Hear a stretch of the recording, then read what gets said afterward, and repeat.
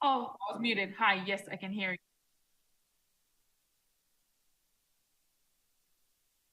Yes, I can see the stage as well. Should I turn on my camera?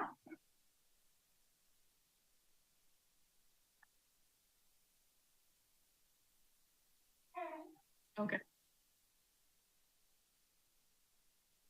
All right. I will fetch my earphones as well.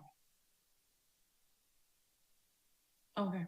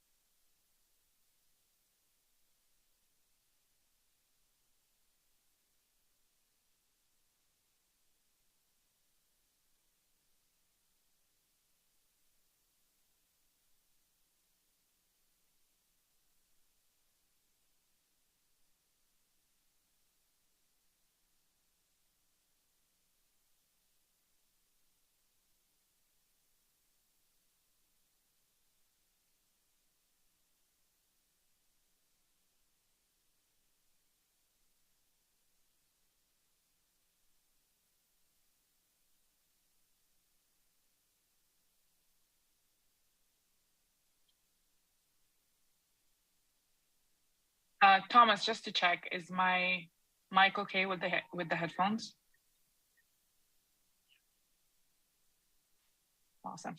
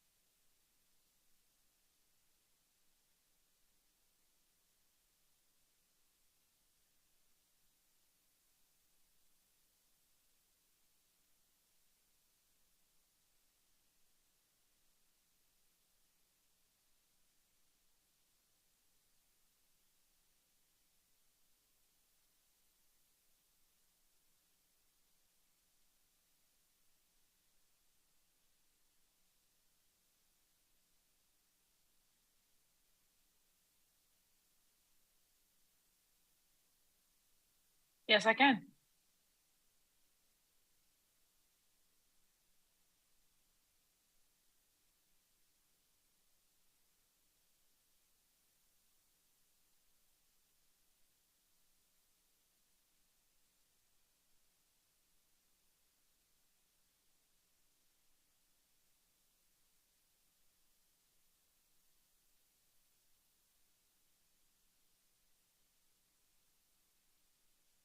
Oh, hi.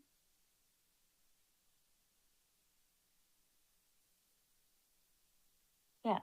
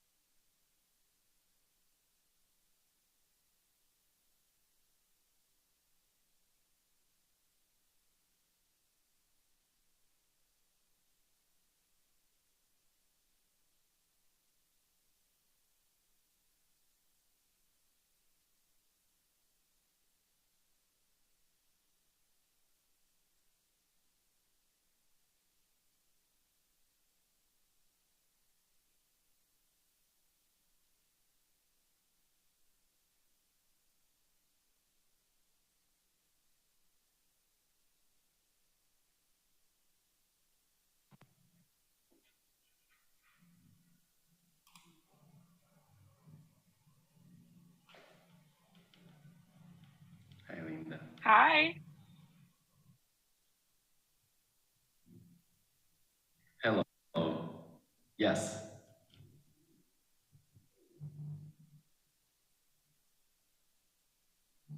It's rainy. Rainy weather in São Paulo. Mm.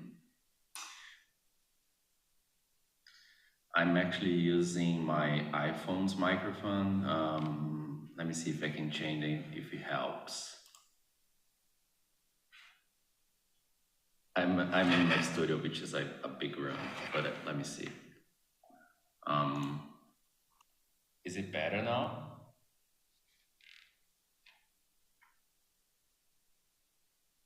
Okay, I do. Okay.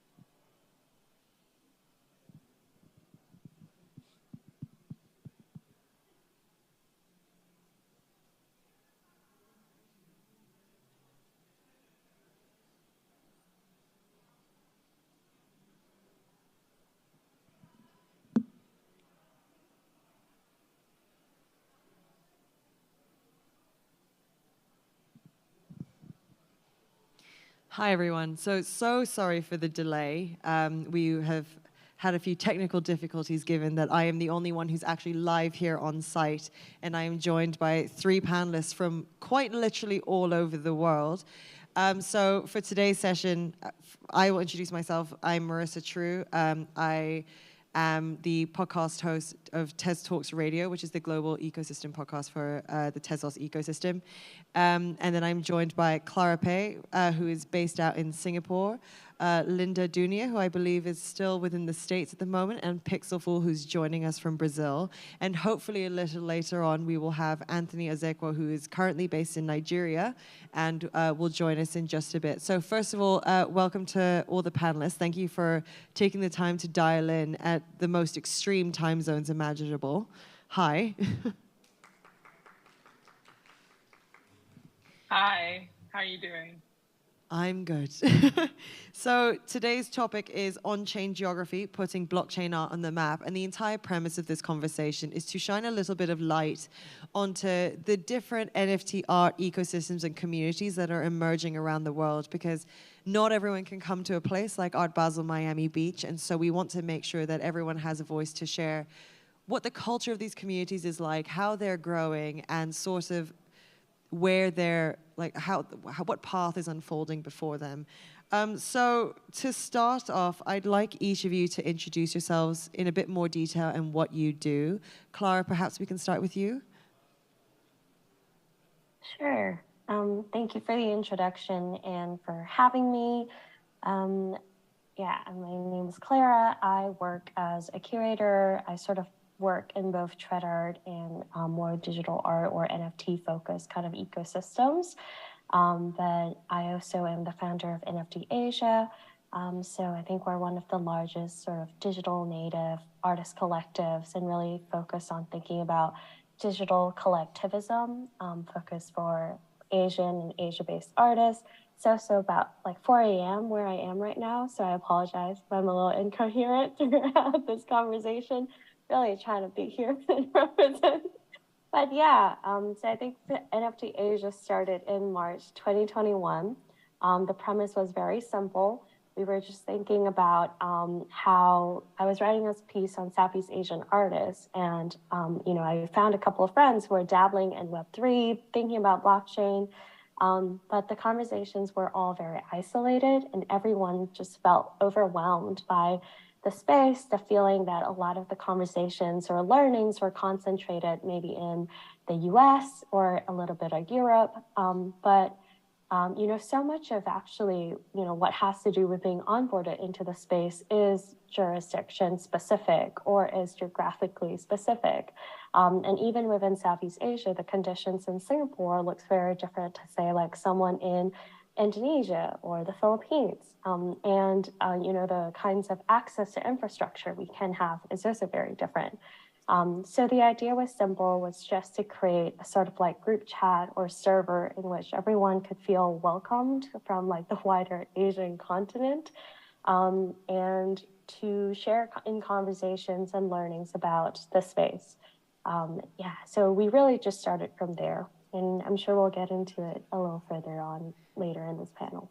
I think that's a perfect framework to introduce a lot of the topic areas that we're going to cover today. But before we get to those, Linda, would you like to introduce a bit more about what you do? Yes, absolutely. So I am an artist and curator. So my practice is focuses on the conversation between like digital and physical mediums. I typically train my own AI models using some of my physical pieces. And it's been a couple of years of doing that and sort of kind of using AI as an archival tool, as well as a sort of an extension of my another brush into my palette. So I'm also the founder of Cyberbot, which is a collective of African artists in Web3. And we started in the fall of 2021. And we've essentially kind of very similar to NFT Asia, been doing, exhibitions to showcase more art from throughout the continent, but also sort of bust some myths around what African art might be or is allowed to be. So exhibition group shows, conversations, sort of anything to get the collective to, sort of exchange, but also kind of show up as one in Web3, which we found to be our biggest sort of strength. So yeah, that's about me. Thank you very much. And last but not least, Pixel4. Hello, thank you for having me. Happy to be here among artists that I admire so much. I'm Pixel4. I'm an artist that sometimes also collects art from other artists. I am from São Paulo, Brazil, South America, and yeah, my work is done basically with code. So I'm a generative artist. I've been doing this for quite some time now, but with NFTs, everything started at the beginning of last year, specifically on Nunk, which was a platform that used Tezos as well. And I also, I'm the founder of a very small crypto fund that aims to collect art from people from Brazil that have been minting works on the blockchain. Thank you very much. So it seems to be that there is a common thread between all of you, which is that you've kind of stumbled across or banded together communities that are driven not only on educating people about art within the blockchain space, but also making sure that your voices are represented in the rooms that people consider to matter. And so in that, I think you each have a fairly big exercise on your hands. But before we get into that, Pixel4, I want to stay with you. You mentioned Nunk, which is sort of the original art marketplace that springed up on Tezos. Can you talk to me about the culture there and how that's translated into the Brazilian blockchain-based artist NFT scene? I was quite familiar with the blockchain since 2016, but somehow I had not listened anything about NFTs. And when some of the big news started to pop with big sales, I started to get more interested at the subject. I was working with this curator for 2 years, trying to understand how to place my work in the traditional art world, in which galleries, institutions I could have my work. But it was really difficult for me to imagine, as someone living so far from the north, where most of the things um, happen in the digital art world, like most of the digital art galleries or institutions that really take digital art seriously or have been doing in the past years. Um, so eventually in March, I started to hear friends talking about Hiketnung. And then I started to look for it. I then opened the Discord and saw a bunch of people speaking Portuguese that were interested at the same subject. So it felt quite welcoming to be part of it, and it felt like something new, blooming. Then I think I just felt like I had to test as well and see how it worked. And luckily, it's been a very interesting ride. Wonderful. And Clara, similar question to you. What was the point at which you realized that there was this emerging NFT community within Asia that you sort of wanted to band together and make sure were represented? Yeah, it was, I guess, around the same time, really, around February or March 2021. So I was asked to write a piece about Southeast Asian artists sort of interacting with blockchain or were minting NFTs. And that's when I was actively looking out for artists. And at the time, it felt like there were very few people around me or around kind of like my networks in Southeast Asia that were really actively at least talking about NFTs. I remember DMing a random artist whom I remember like posted about Bitcoin like months ago and going like, I think you posted something about Bitcoin. Like, do you also happen to do NFTs? And it just so happened he did. And then he connected me to another photographer. And it was sort of like through these conversations that we realized, oh, like, you know, there's a handful of us. Like, I think there's something going on here. But it was also when I started speaking to Siobhan Wong, who was already actively sort of like, she had jumped in actually about a month ago. And she was already seeing that so many of the conversations were just not sort of talking about like worlds or context outside of the existing kind of loci at that time. And, you know, I think that was also a time when like Clubhouse was very big and a lot of these conversations or Clubhouse rooms were like hosted at like, well, 3 a.m., you know, in Singapore time or something like that. So there was just this feeling that, oh, it was just not really close to us. So we had a conversation about how I had created this server with some of the artists I had interviewed. And Siobhan was like, well, you know, I think a lot of other people would like resonate with what we're going for here. So I was like, okay, maybe let's just open it up to everybody. What should we name it? You know what? NFT Asia, so they know exactly what we're going for. And yeah, it was really just as simple as that. And as soon as we sort of opened it up, things grew very, very quickly. And then we started to realize, oh, like there's a real ecosystem here that we could really think about supporting and cultivating and growing.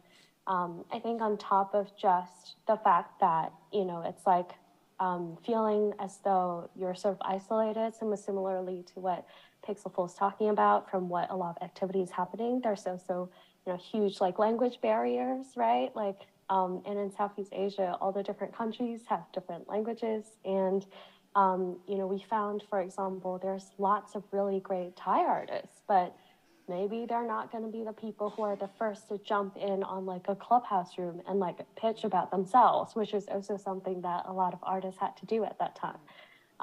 Or, you know, maybe they're not going to feel super comfortable sort of like advertising themselves on Twitter in the same way someone in English native speaker would. And that was sort of the second layer of things. But the third layer was also realizing that, and think would be similar to everyone else's experience, that there are a lot of artists coming into the space who are identifying as artists for the first time. So there's also a lot of bridging in terms of like, okay, now I have to write my artist bio, or now I have to write an artwork description, and it's going to be minted. So how am I going to even approach that exercise when, like, there haven't really been strong support systems for digital artists. So I don't know a curator. I don't know someone who could support me. So coincidentally, within our original founding team, like myself, I work as a curator. Some of my other founding team members are also artists who have dealings or experiences in the traditional art ecosystem. And we realized it was also things like this, where if we could share resources or skills laterally within the Discord itself, whether it's oh, I happen to write, I could do a session on how to write artist bios. Someone else, is really great at pitching. They could do a session on how to pitch effectively, stuff like that. I think that was the point in which we actually started to think about this as a community that we could grow and foster and take more seriously, on top of just being a safe space for artists to hang out. And then from there, we started to think of exhibitions and so on. Yeah. So it sounds like it wasn't just the banding together of so many different, smaller, fragmented communities. And I guess they were kind of micro communities at that scale, but it was also giving them the education and the tools so that they could eventually qualify themselves to be represented in the bigger rooms or the more established rooms. Because I think you're completely right. It's a theme that we're seeing consistently throughout, is that many of these blockchain-based artists are only just coming to acknowledge themselves as legitimate artists for the first time, even if the rest of us would assume that as naturally so. If they don't believe it, it potentially cuts them out of the right conversations. And Linda, you were mentioning earlier that you were doing similar for African art, and also ensuring that people are coming to understand what African art can be and what people have tried to define it as and the barriers that it's breaking out of. So what does that community look like for you? You're on mute, if I can just ask you to. Classic Zoom mistake. Sorry, that was my baby in the background, so I keep muted between takes. But yeah, so I think one of the biggest tragedies African artists are faced with is the sort of the box that African art exists in. When we talk about contemporary African art specifically, it's sort of a mishmash of all kinds of medium, all kinds of movements, all kinds of contexts, all kinds of countries. And the continent is, it's huge. It's 54 countries, thousands of languages, thousands of different ways of expressing culture and tradition and modernity and sort of our relationship to it. And so to me, it's sort of the NFT space was the first opportunity to see the largest uncurated collection of African artists and African, who sometimes have nothing in common other than the fact that they live on the continent. And sometimes they're even from the diaspora. And so sometimes there are threads that connect some of the work. Sometimes the works are also totally different from what we see in the contemporary art scene in the traditional space. And so I think it was, for me, when I came into this space, refreshing to see the diversity and the vibrancy.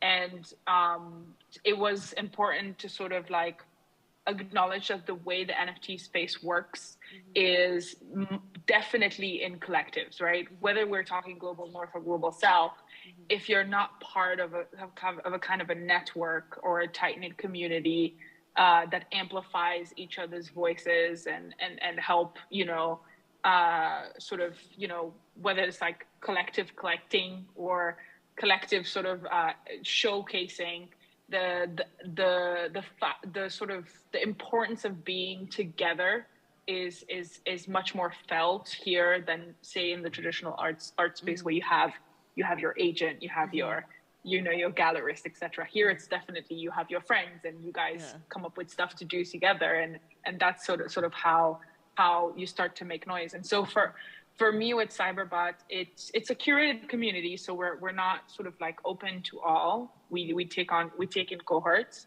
and we grow very slowly to our means. But essentially the brief is to shatter some of these barriers that exist in the traditional art space, because we have this opportunity for the first time to be ourselves and in an unlimited way.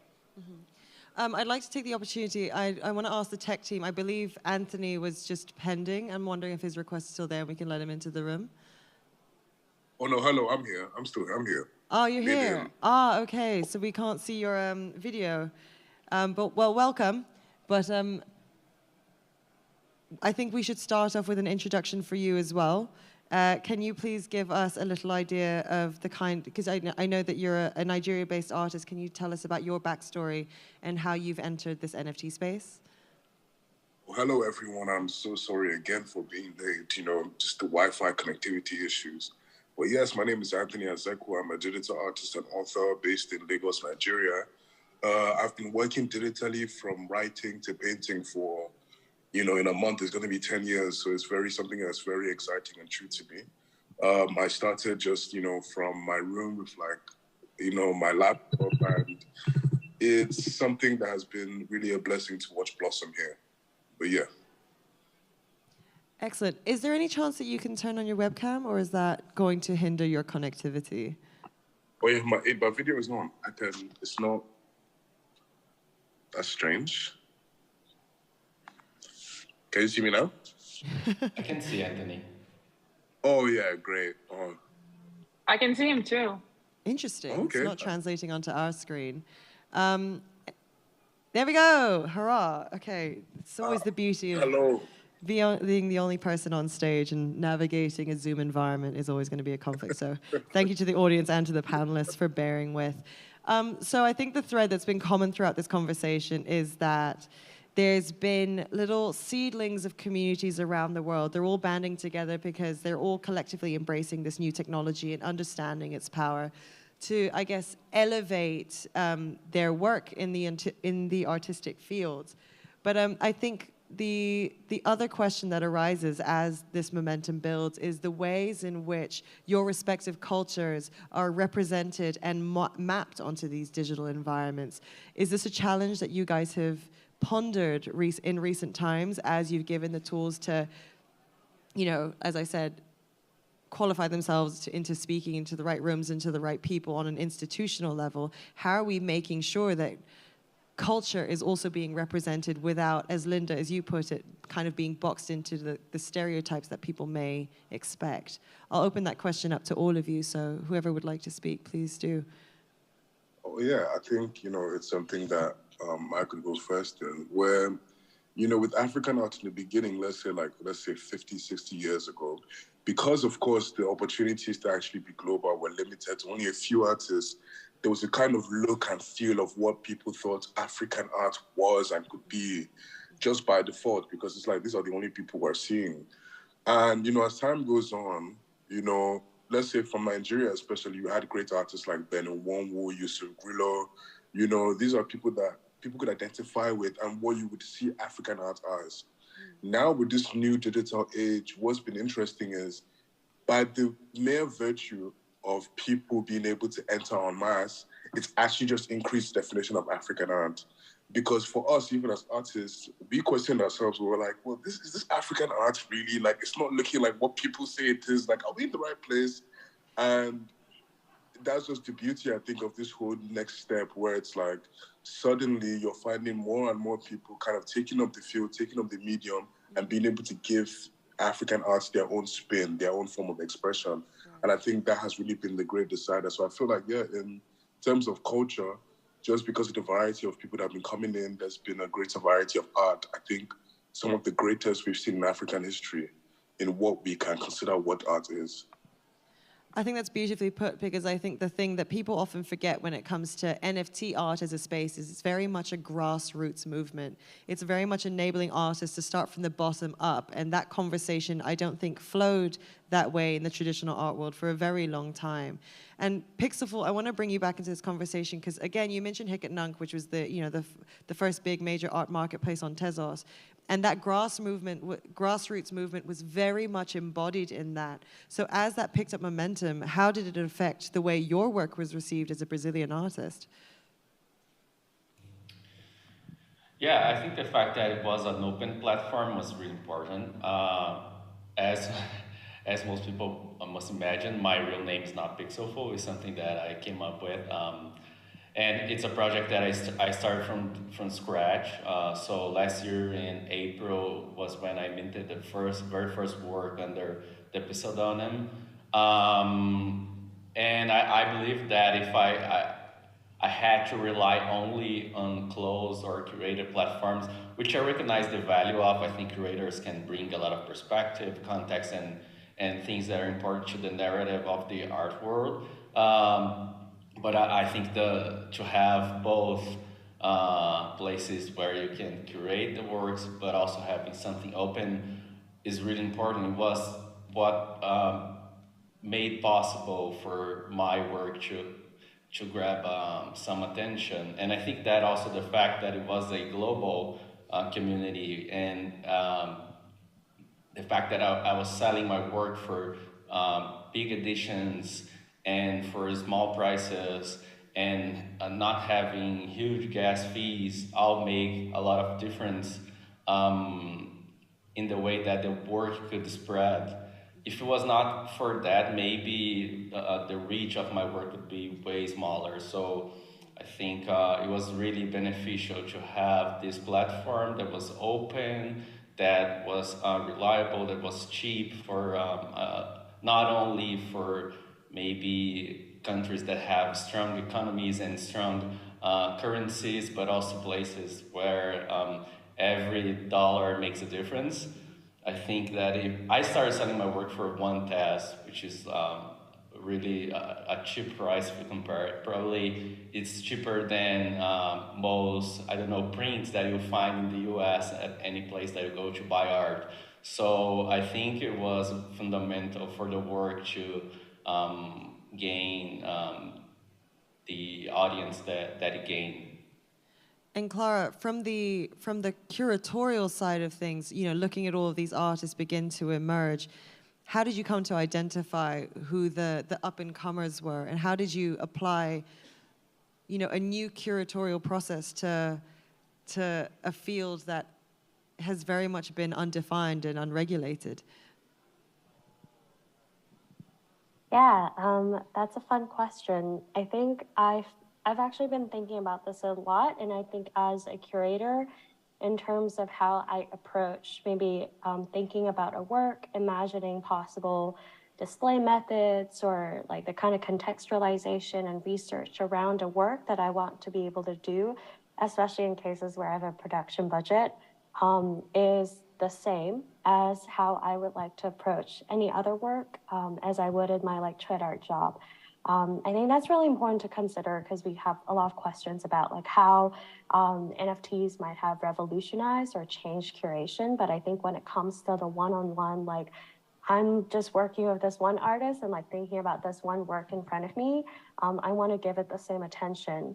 And when we think about, let's say, like decentralized curation or maybe more community-based curation, like within NFT Asia, that's something we often talk about. How do we balance like openness and wanting to make sure that people have different opportunities, even if they may be coming in at different stages of like their Twitter account following or their price wars, and you know, people whose work maybe is more familiar with the wider community.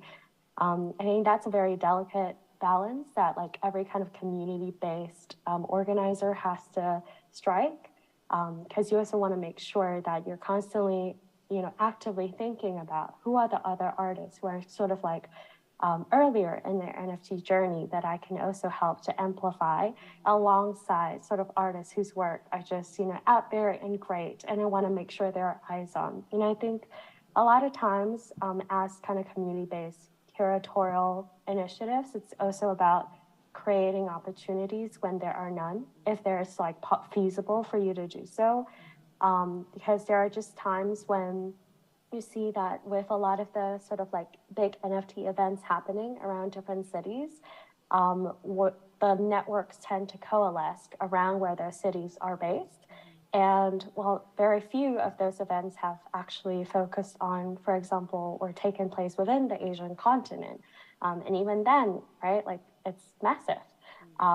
So a lot of times it's like, how could we possibly leverage like the collective network or the kind of collective platform that NFT Asia has been able to build and think about creating a showcase or partnering with someone else that has a similar or even larger platform, where we could also showcase works from artists that maybe wouldn't have had the opportunity to otherwise. So it's just that, I think going back to what Linda was talking about, very much thinking of how can you utilize collectivity to open up access for individuals with a certain kind of mindfulness and intentionality. Yeah. I think it was community-based curatorial initiatives that I was trying to, it was a phrase I was trying to remember because I think it perfectly encapsulates many of the efforts that are being made within this blockchain-based art ecosystems in terms of trying to wrap our heads around the artists and the creators that these communities truly value and why. And Linda and Anthony, I want to bring the focus back to, Africa-based artists or African-styled artists and how that applies in those arenas. So Anthony, for you, it's kind of how have you come to immerse yourself within these creative and artistic environments and the artists that you encounter and interact with? And Linda, how does this impact this project that you're building and making sure that you are including all the necessary representative voices that should be there in order for this endeavor to truly work? So Anthony, why don't we start with you? Oh yeah, I think, in Nigeria, for instance, something that was very cool with Nifty Gateway, we became Nifty Gateway publishers by studios. And one thing I did was the first drop was filled with some of the biggest digital artists in Nigeria who, we had known them. Like when I was young, a child, like these are people who had worked on all the cool projects, who are people that, they were so elusive because digital artists were a growing field back then. And, that was our first Nifty Gateway drop. It's filled with these people that I consider to be legends, like, wow, really, really great, but uniquely in the NFT space, who not many people may have known of. And it was kind of the thing of trying to bridge that gap between the communities, because with African art, Clara was saying, the problem still is all these networks are being formed, but mostly around those places that the events are happening in. Because as she said, I was thinking about it, has there been an NFT Nigeria? Is there ever going to be an NFT Nigeria? Is everybody going to come here? That would be cool. And because sometimes what happens is, the rest of us who are kind of based here or who work in between are kind of left out, just geographically speaking. So I think for me, it's really just been interesting kind to navigate that. I find that sweet spot because really everybody still is trying to find the bridge that kind of allows people to understand that, okay, look, this is happening there, this is happening here, and it's very, very cool. And yeah, it's been a bit of a challenge, honestly, but I think it's something that's just been happening slowly but surely. And, fingers crossed for the future and even next year. I mean, if there is no NFT Nigeria, I would suggest that you go ahead and start it yourself and be the originator definitely. of that project. The minute you said it, I was thinking, yeah.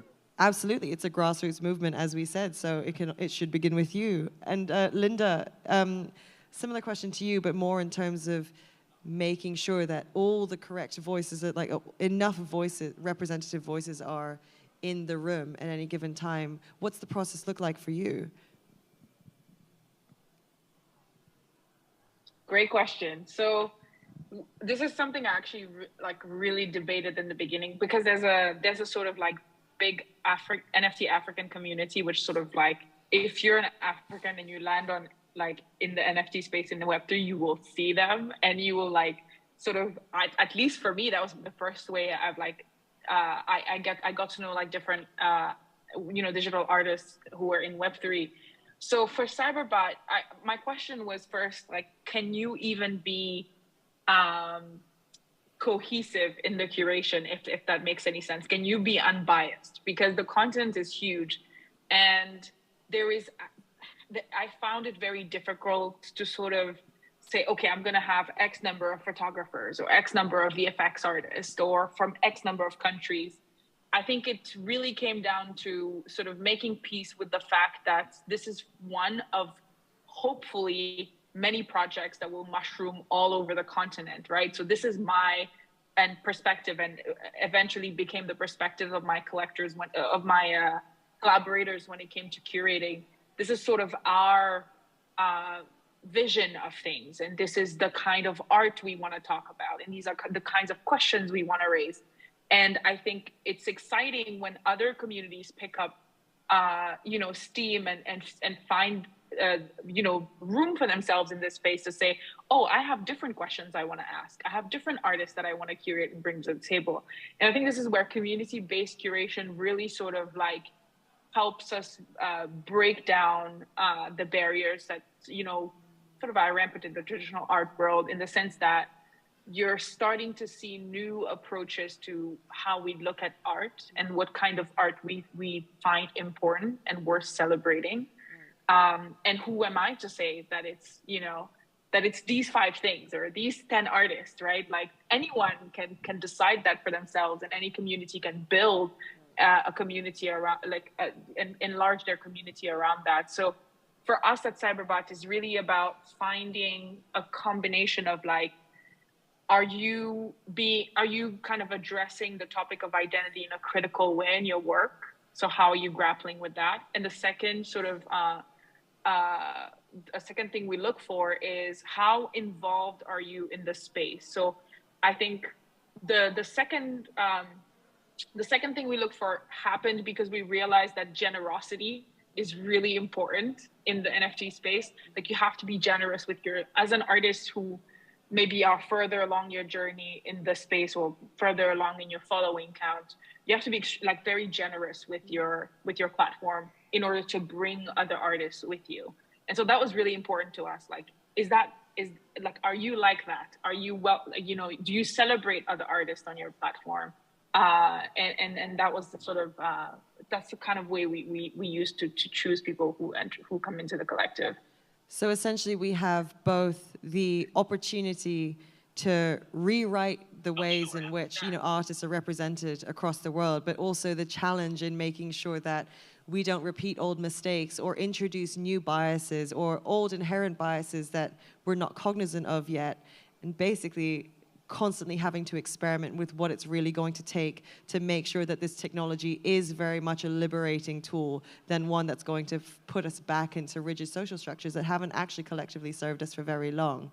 Unfortunately, we are out of time, but I think this is a conversation that we could venture into for hours on end. It's personally something I'm extremely passionate about, but we will have to save it for another time. So Linda, Clara, Pixel4, Anthony, thank you so much for your perspectives here today. Hopefully one day we'll get to meet in person and have this conversation over a cup of coffee or a drink at this stage. But thank you so much again for joining me. Maybe at NFT Nigeria. There we go, NFT Nigeria. NFT Nigeria, like, fingers crossed. Thank you very much. Apologies. Thank you. Yeah. Thank you. Thank you, everyone.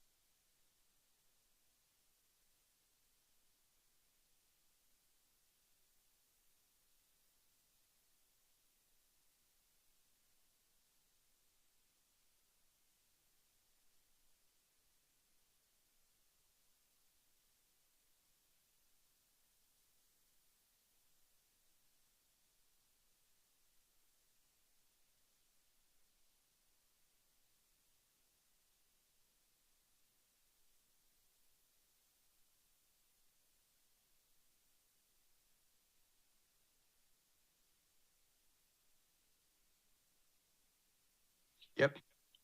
All good. My name's Seb. I can, yep.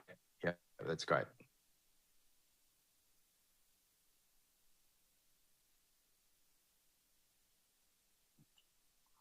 No worries. Okay. Sure.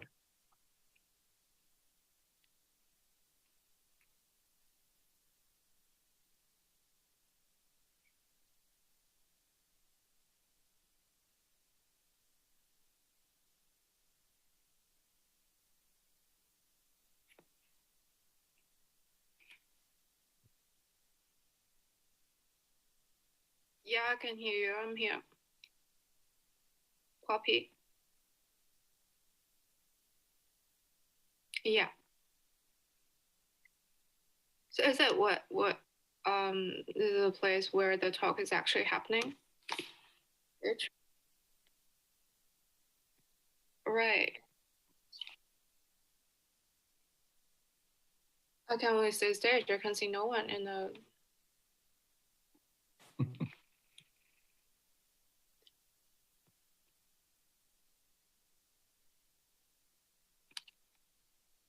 Poppy, how are you? I'm good.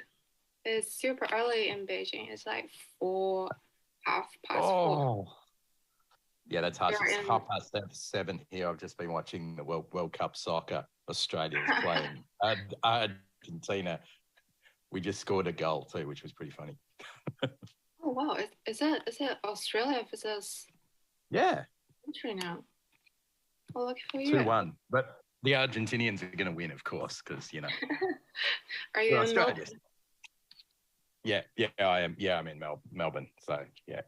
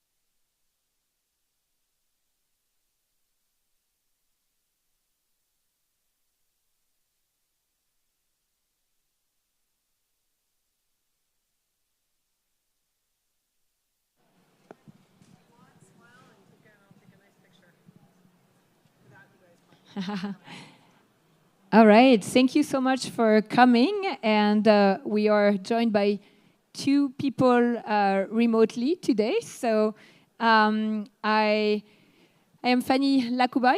I'm a Web3 advisor to artists and collectors. And I am very, very honored today to be joined by Merel first, with founder and managing director of the Next Museum in Amsterdam in the Netherlands.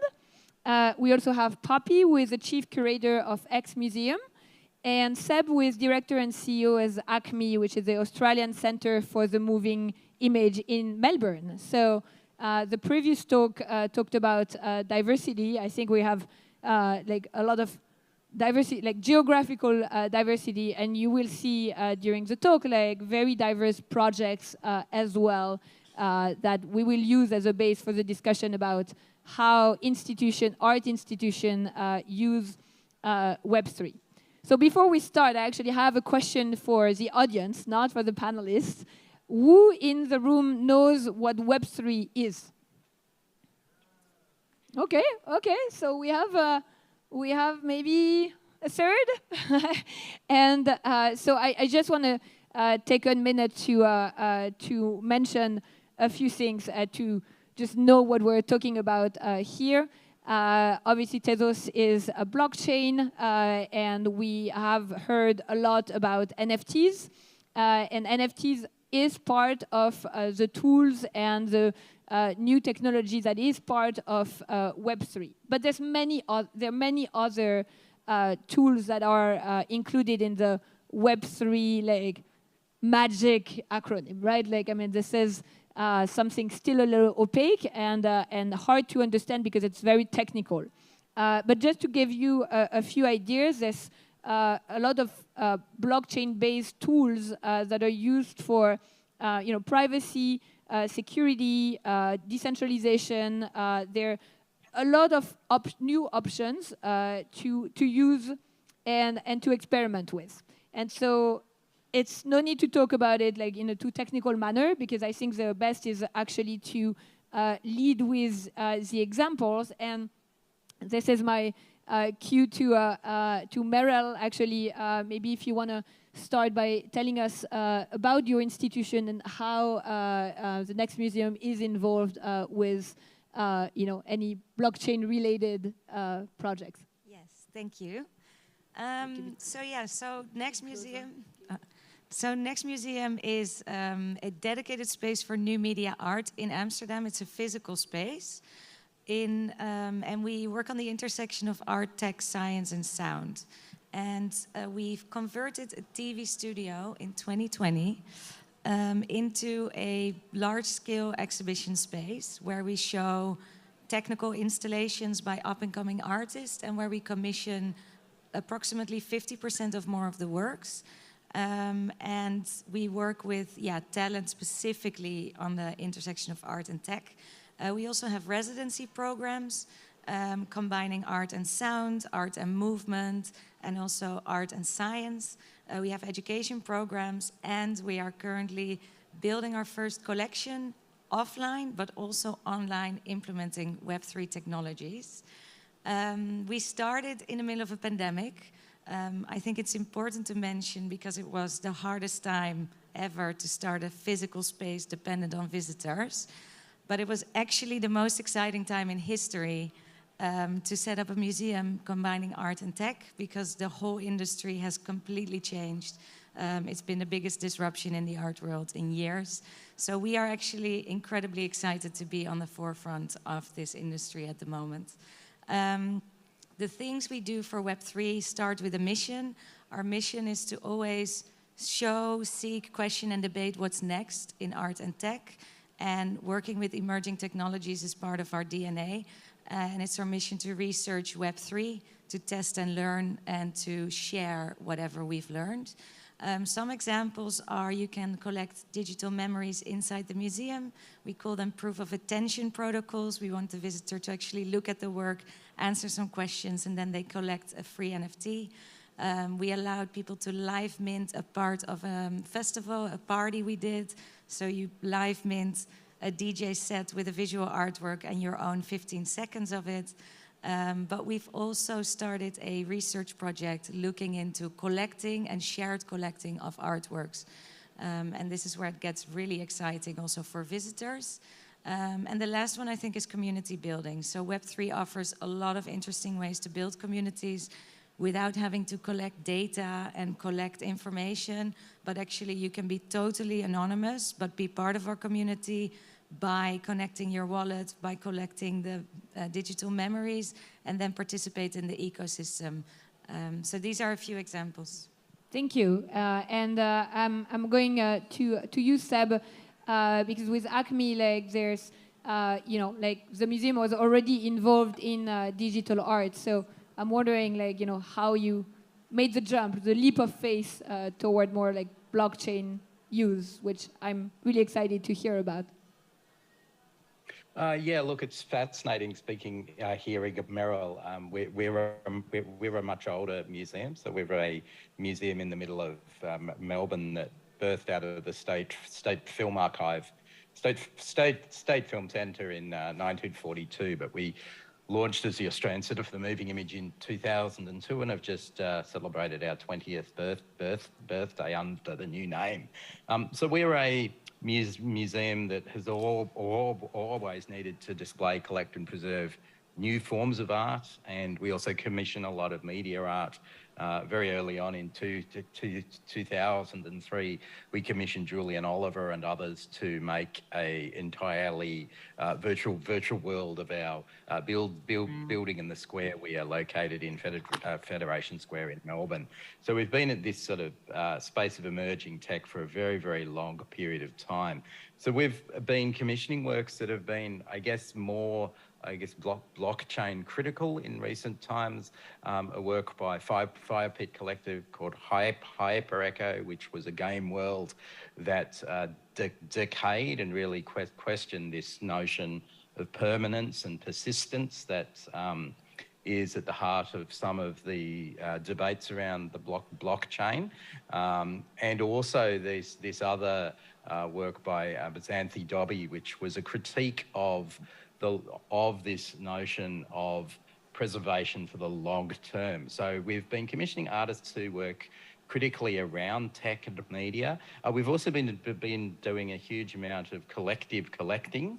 So we have a large interactive media collection, including a lot of Australian-made video games. And so Melbourne is a real hot spot for video games that are really contemporary art. And what we've been learning through this process, of course, that digital objects are in fact more fragile than many of the analog works that we hold. And of course, digital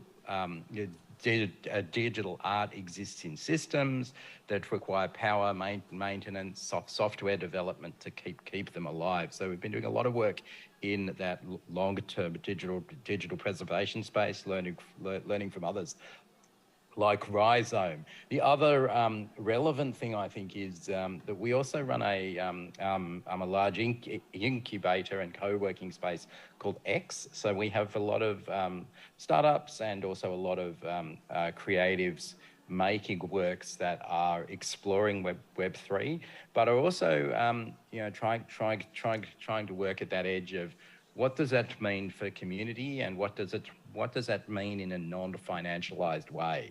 And I think that's what's really fascinating is now, as we've moved into a space where a lot of the hype has disappeared from the space and the money, that we're actually getting into where real innovations may now be explored and made by artists.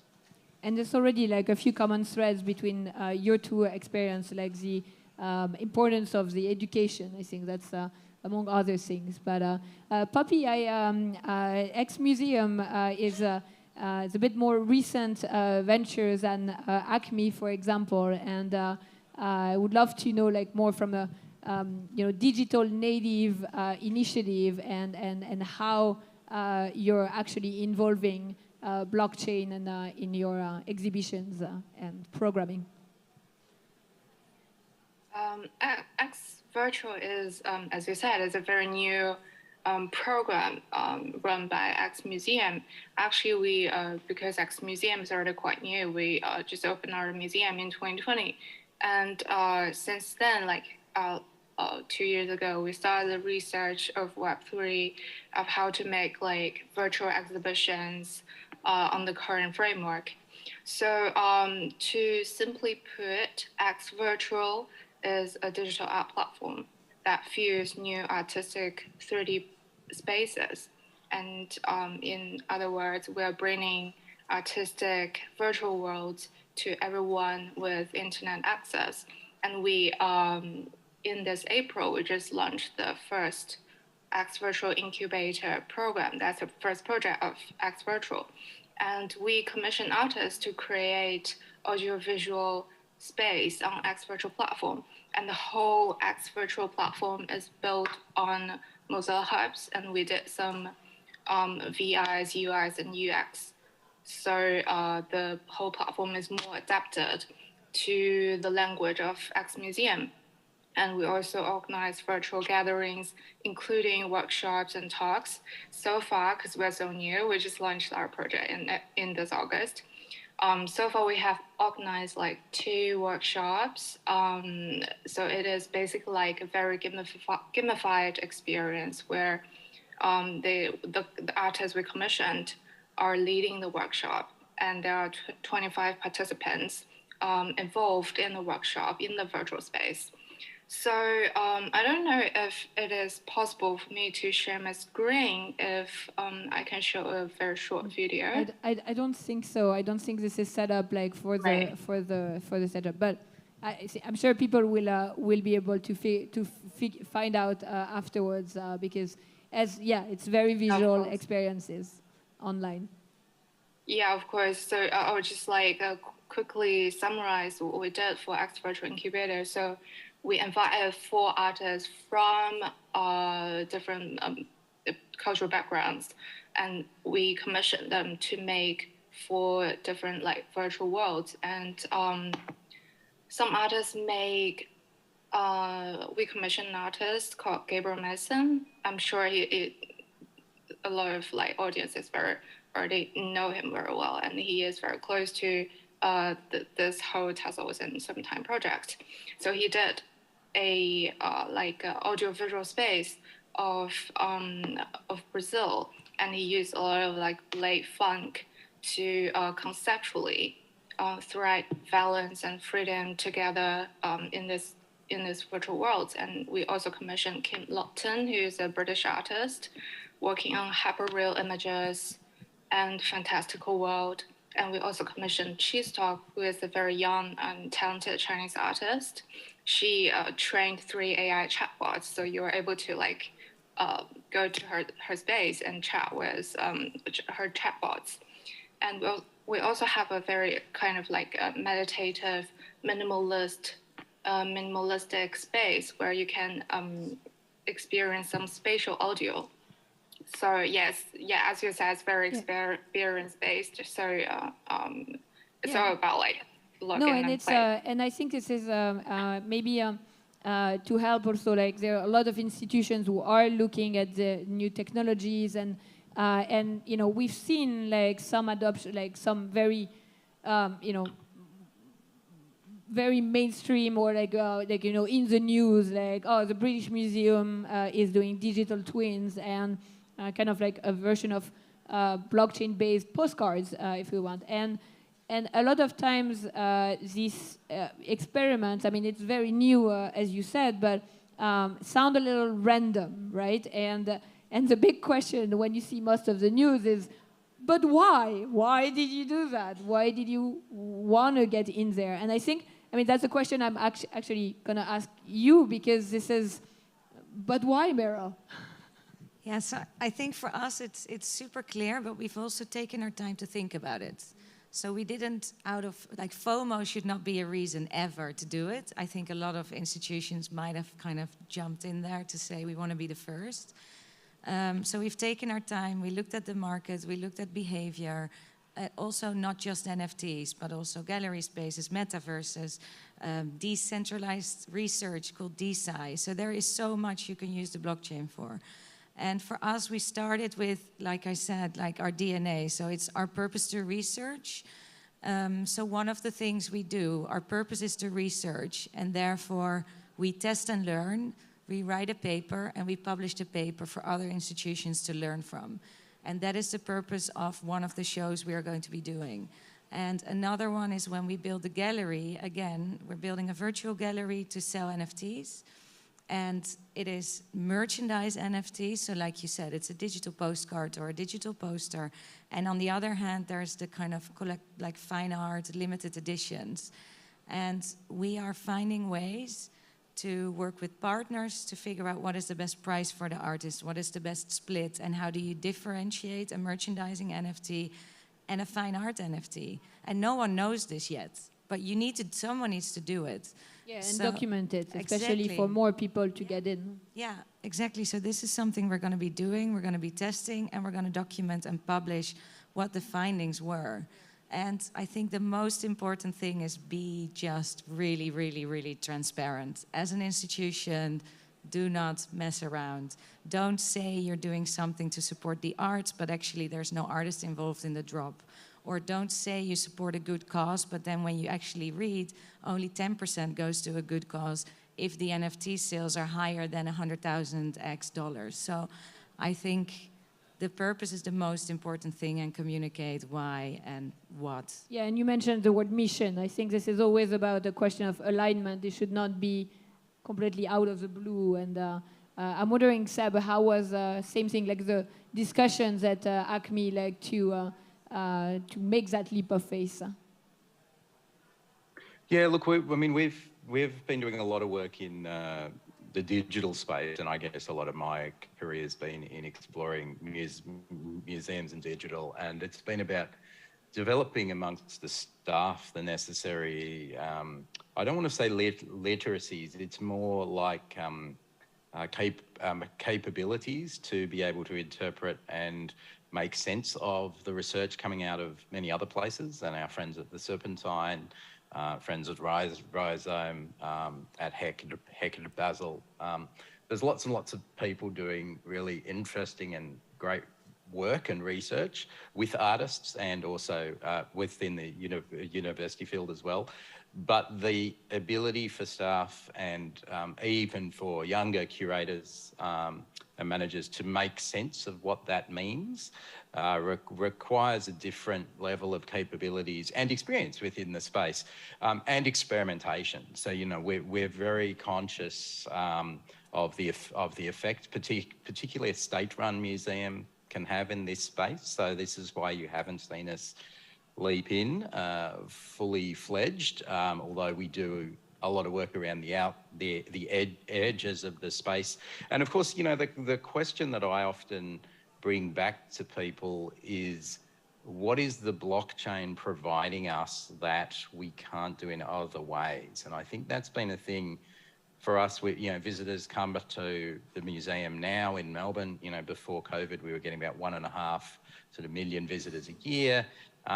And visitors can now take home, using this thing we call the lens, things that they collect through their visit. It's physical. It doesn't require or use blockchain. It could, but it doesn't need to. So there's a lot of questioning around this, and I think because we're so close to the game art community here, they've been very skeptical of the needs of the need to use the blockchain within this space too. So that's where we are really exploring what are actually the benefits, and what are the risks? What are the cultural risks for our communities of creators around this? We are, of course, in quite a different position to many others in the world. We have a state government that funds the arts and artists. We have a lot of communities, government community support for experimental practice here too. So we're in a different space, and the need to financialise all of the things is perhaps a little bit reduced in Melbourne. So I'm always conscious that the context matters. That said, huge amount of work going on in virtual worlds, huge amount of work going on around innovative user experiences, all of this sort of stuff. So it is that piece of what does the blockchain make possible that wasn't possible anyway? And that's a question I think a lot of us are still trying to figure out. And that's exciting, but it's also one where we need to take care.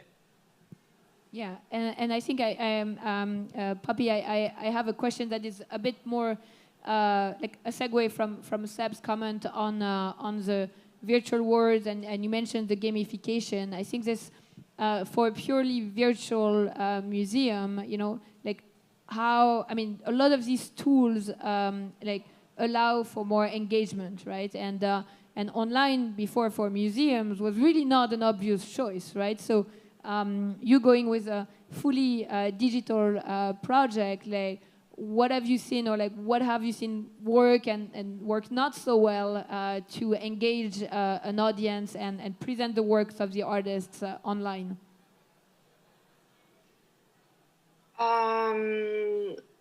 I think the whole idea, like for trying to set up X Virtual as a whole, like a online experience and a whole virtual project, was actually stems from like our understanding, like me and my team, curatorial team. We thinking of the pre-Web3 exhibitions, like the experience is primarily based on creating physical experience, and even that applies to new media art and even time-based art. For example, like it's especially performances. They're about building a scenario, and they're so different with like virtual ones. But Web3 actually introduces a new methodological approaches to the artists, because in Web3, works are created and presented and even circulated entirely in the digital sphere. And this has posed a question to us as museums and institutions, is that we can't simply deploy the curatorial or the communication strategy from Web 2 to Web 3. And thinking of traditional exhibitions and mediation of the exhibition and even documentation of the exhibitions, they're largely dependent on art as an object and its aura. So in another sense, it is dependent on accessibility, as you said, for physical experience, and that accessibility frames a certain community. And I don't think that there had existed as an exhibition that is 100% international before we had online exhibitions. So here, I would say the most notable changes for us is about audience and visitor groups. And now we're actually facing a true global community. Yeah, and I think, I mean, and so we went from physical to digital, and now I'm like bringing it back to the physical. How do you actually deal with this? You know, you have a physical brick and mortar museum, and then Christian Paul was actually mentioning earlier this morning, it's like nobody wants to see a reproduction of the actual building in a virtual world, right? Like it's like there's so many early like builds and worlds, like virtual worlds where you have houses with a toilet and a gutter. It doesn't rain. Like I don't need to go to the bathroom in the metaverse, right? So I'm wondering how, you know, or if you totally separate it, or how you integrate both the engagement, like for people on site and the people remote. So this was actually one of the questions that excited me most, and one of the things for... What, my other questions did not excite you? No, but I think the example we have is perfect to really bring it to life. So I totally agree. When you build a virtual world, you do not have gravity, for example. So why put a table there, and why put paintings on the wall, or even digital works on the wall? So one of the examples is we commissioned an NFT artist, or a digital artist coming out of the NFT space, Ocean World, and he makes video games, virtual worlds, augmented reality worlds, totally full of color, full of fun, but also very critical on American commercialism. So in the museum, there's a giant canvas that's 370 square meters where you can stand in and you can play his video game. So you jump over fireballs, you sit down in his meditation, but you also get a commercial break where he's very critical about metaverses, VR chat, etc., etc. And what you can then do in the space is you scan a QR code and all of his augmented reality creatures are popping up. And he's incredibly famous on TikTok and Instagram for his creatures. And what you can do is, again, answer a few questions by a chatbot, collect a digital memory, so you own a piece of the work. And you can then enter his video game with your own avatar, meeting other people globally who also play his video game. So you've played it physically, but you can actually then, with your phone, go home or on in your VR headset, actually play the video game with friends from all over the world in a global way, in a global community way. And I think for us, this was such a hard thing to crack, because how do you bridge the gap between physical and digital? You don't want to recreate the artwork. You want people to go a level deeper, but you also don't want to make it dry and purely text-based or functional. So how do you then, meet the artist by actually going into his work in a game environment? I think it's a really, really interesting example of how to do it. And I think this brings another point that we oftentimes said, like, that NFTs really flattened what digital art is really all about. Digital art is nothing new. Computer art started in the 50s, 60s. And it's oftentimes like very complex, and you mentioned, for example, there's like a video game element, there's an augmented reality component. Like sometimes with software art, you have the whole algorithm, the software, like many different pieces. And then the news reduced like the NFT to a JPEG. But I think this is like very important to bring us back to what's important and what you are actually working on, all three of you, like to really display these components. And then yes, NFT is a format and something that you can transact these works with, but it's really not important. I think what was also interesting is we've given Ocean World the space and the time. So in the world of, he was selling his NFTs, and it's happened so quickly. You could see him in the middle of 25 other screens with 25 other works for one afternoon, and then you buy it and it's gone. And we actually gave him this canvas for 6 months, and he got the opportunity to make a 45-minute work. So he was so excited about this because he gets to make these JPEGs. He gets to make, he's limited to the amount of seconds, to the amount of sound, to the amount of MBs you can upload.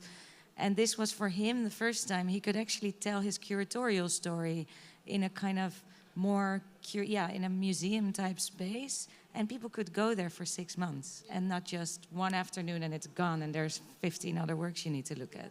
How do you deal with that, Seb, at Acme, like between the virtual and physical engagement?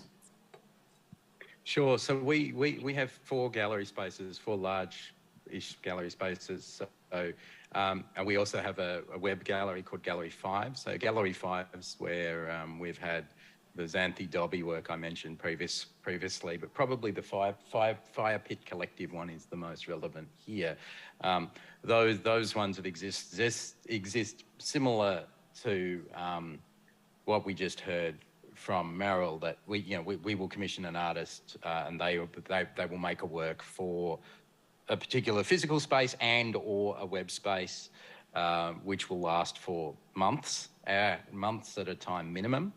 And that allows people to get time with the work and time to come across the work. And I think that's really important, as Meryl was saying, that this sort of notion of of switching in and out doesn't give works time to have their impact on you as a viewer, or for you to learn the interaction models for it and with it. So back in 2003, I was saying, when the museum first opened at Federation Square, it commissioned Julie and Oliver to make this thing called Select Parks, or I used CMI Park, and that's now in our collection.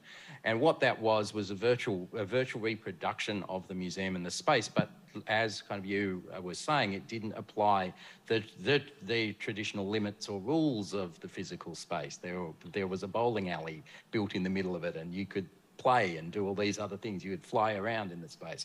What was interesting there was, and you could also communicate with people physically in the gallery as well. So it was a physical and virtual collaboration, the sort of things that we talk about now with excitement.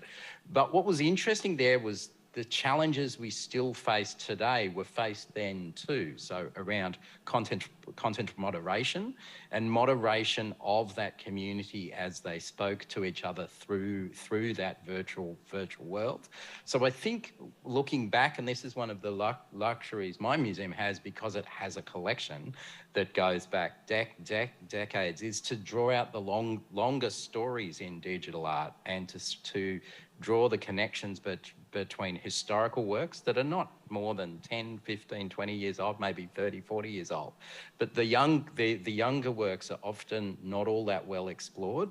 And there's a lot of amazing work then that speaks to exactly the same challenges of now. And it's interesting to see the lack of documentation and visibility of early Web 1 and Web 2 out beyond, obviously Rhizome's amazing work, but this is all work that needs time with it. And there's a lot, I think, that younger digital artists could learn from those earlier creators, and also many of the challenges that they faced are the same but challenges now. And we see this in VR, we see this in other XR works too, that a lot of the challenges are the same. We haven't actually moved beyond what used to be challenging 20, 30 years ago, which I find interesting. It's like it's all new, but it's actually not new. The problems are exactly the same. And I think this is you mentioned the word context, right? Like it's important to see how a work any work like digital painting fits in a larger context. And because things go so fast in crypto and the technology, we tend to every 6 months it's like, oh, we're the first. We're we're the first. And nah, it was done 17 years ago, not with the blockchain or anything, but it needs to move the needle forward. You need to know your past to know your future. No. Definitely. And but Poppy, I think this is an interesting question, how being a purely virtual ecosystem for you, how do you manage to carve that time and space to tell these stories? Because at the end of the day, it's not really about the technology, but what it allows, or what stories and what art it really allows you to show, really. Actually, it's X-Virtual is not merely like a virtual project. We do have physical installations in the museum as well. I think pretty much like Sab and Mara just mentioned, and our team also stands on the common ground. We believe physical works and virtual works are not interchangeable, and virtual art cannot, in any sense, being fully converted or transcribed into a physical counterpart. And it's as Sab said, it's always we're not going to stop at a reproduction of a gallery space, and how does it, the question is how do we go beyond it? And because we commission virtual worlds, the virtual work first, and we think about how it may serve as a backbone or a foundation for physical work to be built upon. And the essential question for us remains how a physical element that we commissioned that is related to the virtual one, but simultaneously offer something that can only be experienced on site with the physical installation and in the museum, because we both believe like at the end of the day it's all about like people gathering together and sensing and sharing together, and so that we can like have some collective memories that are it is about the local community themselves, and in respect to the curatorial, we're trying to like create multiple layers of engagement, you know, like for online and offline visitors. As I said, the X Virtual whole platform is built on Mozilla Hubs, and it allows like for multiple like ways to connect to.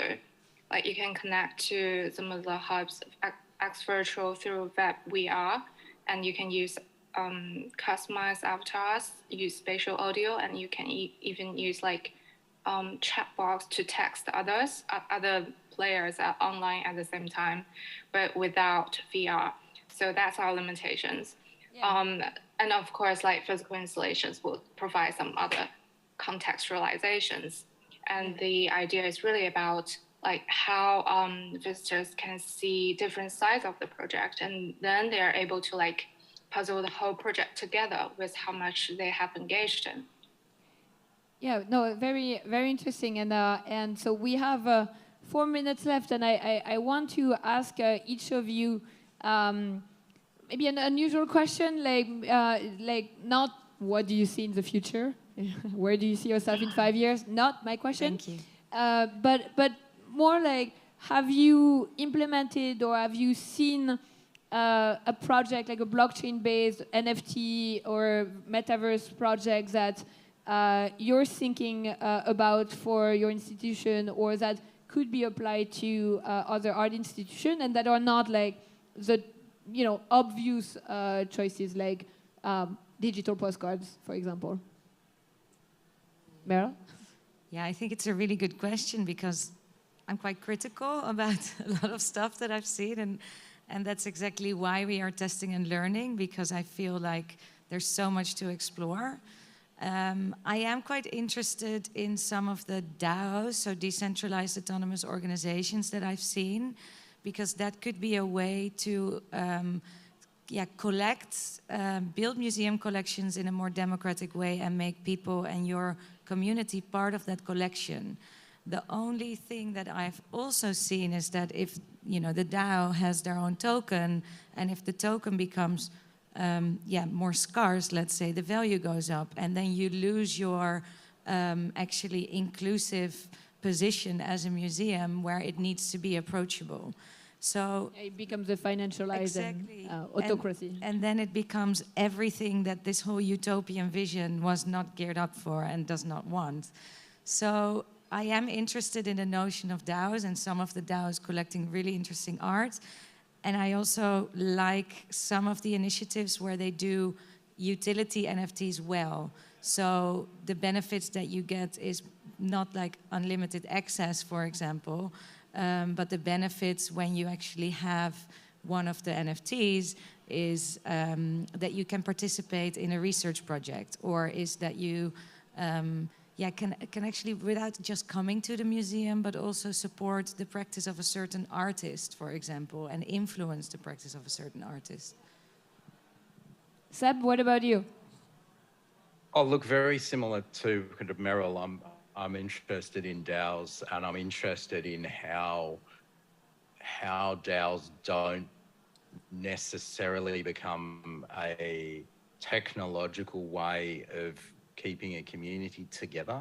I think what's interesting in the more interesting space of DAOs is where smart contracts are not just used as a way of a means of enforcement, but are actually used to build real community relationships in human terms.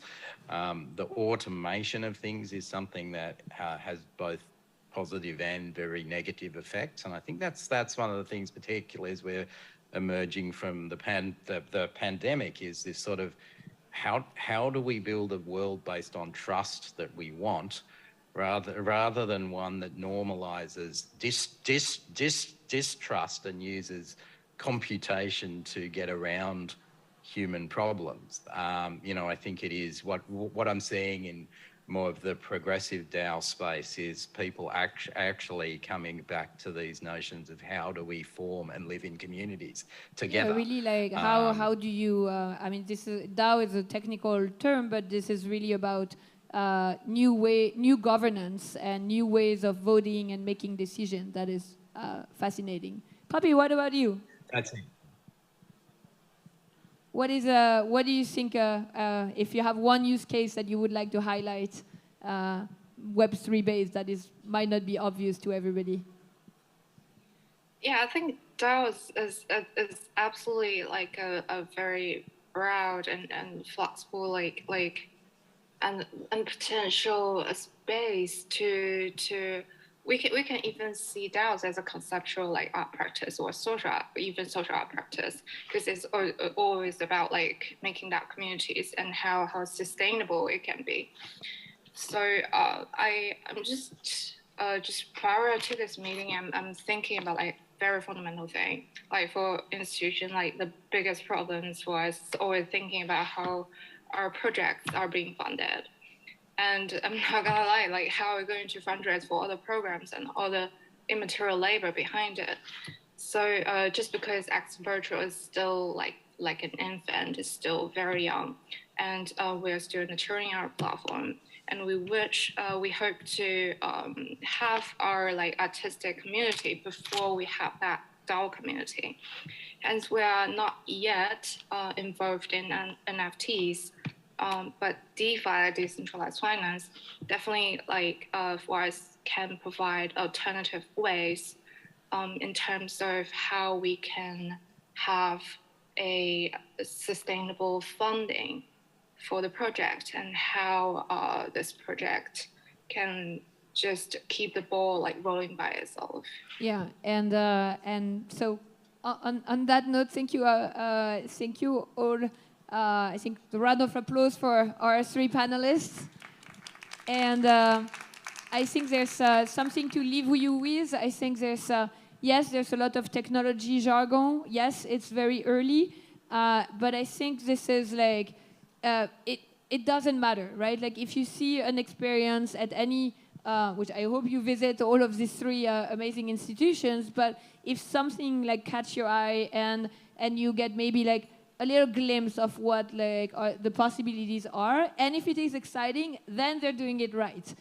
If you don't understand it, you're not alone, and this is not on you. Like this is on us to clarify. So enjoy the experiment, I think is what I would like to say to finish the panel, because it's early, so it's confusing, but it's magic.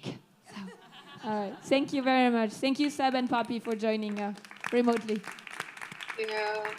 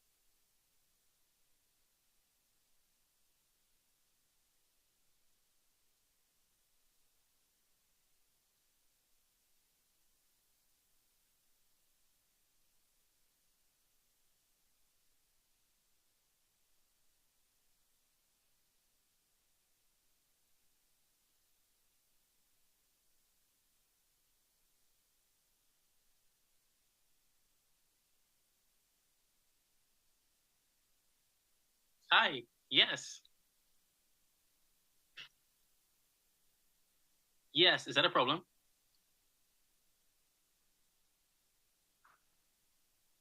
Okay. Yeah. Yes. Both. I can hear you and I can see the stage. Thank you. Okay. Cool.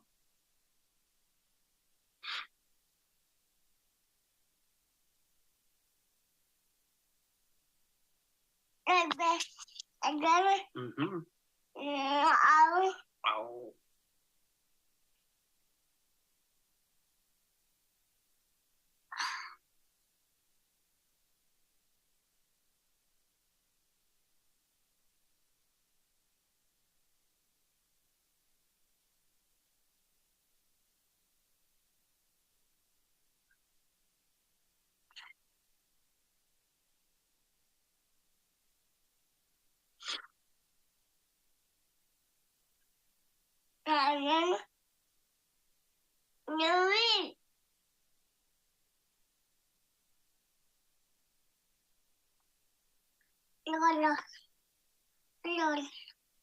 Want some water?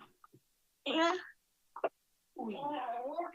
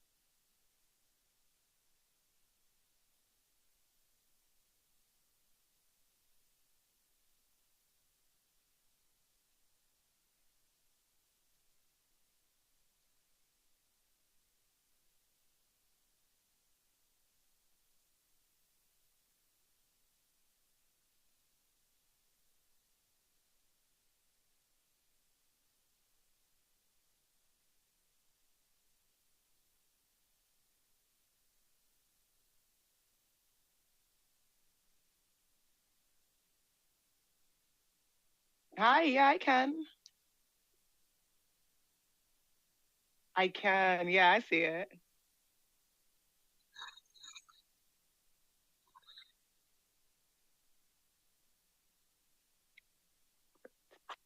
Mm-hmm.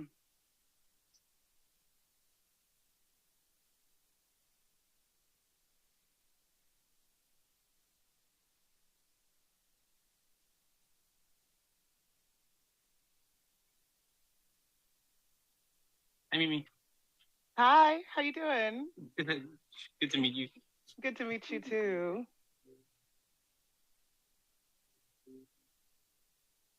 Where are you?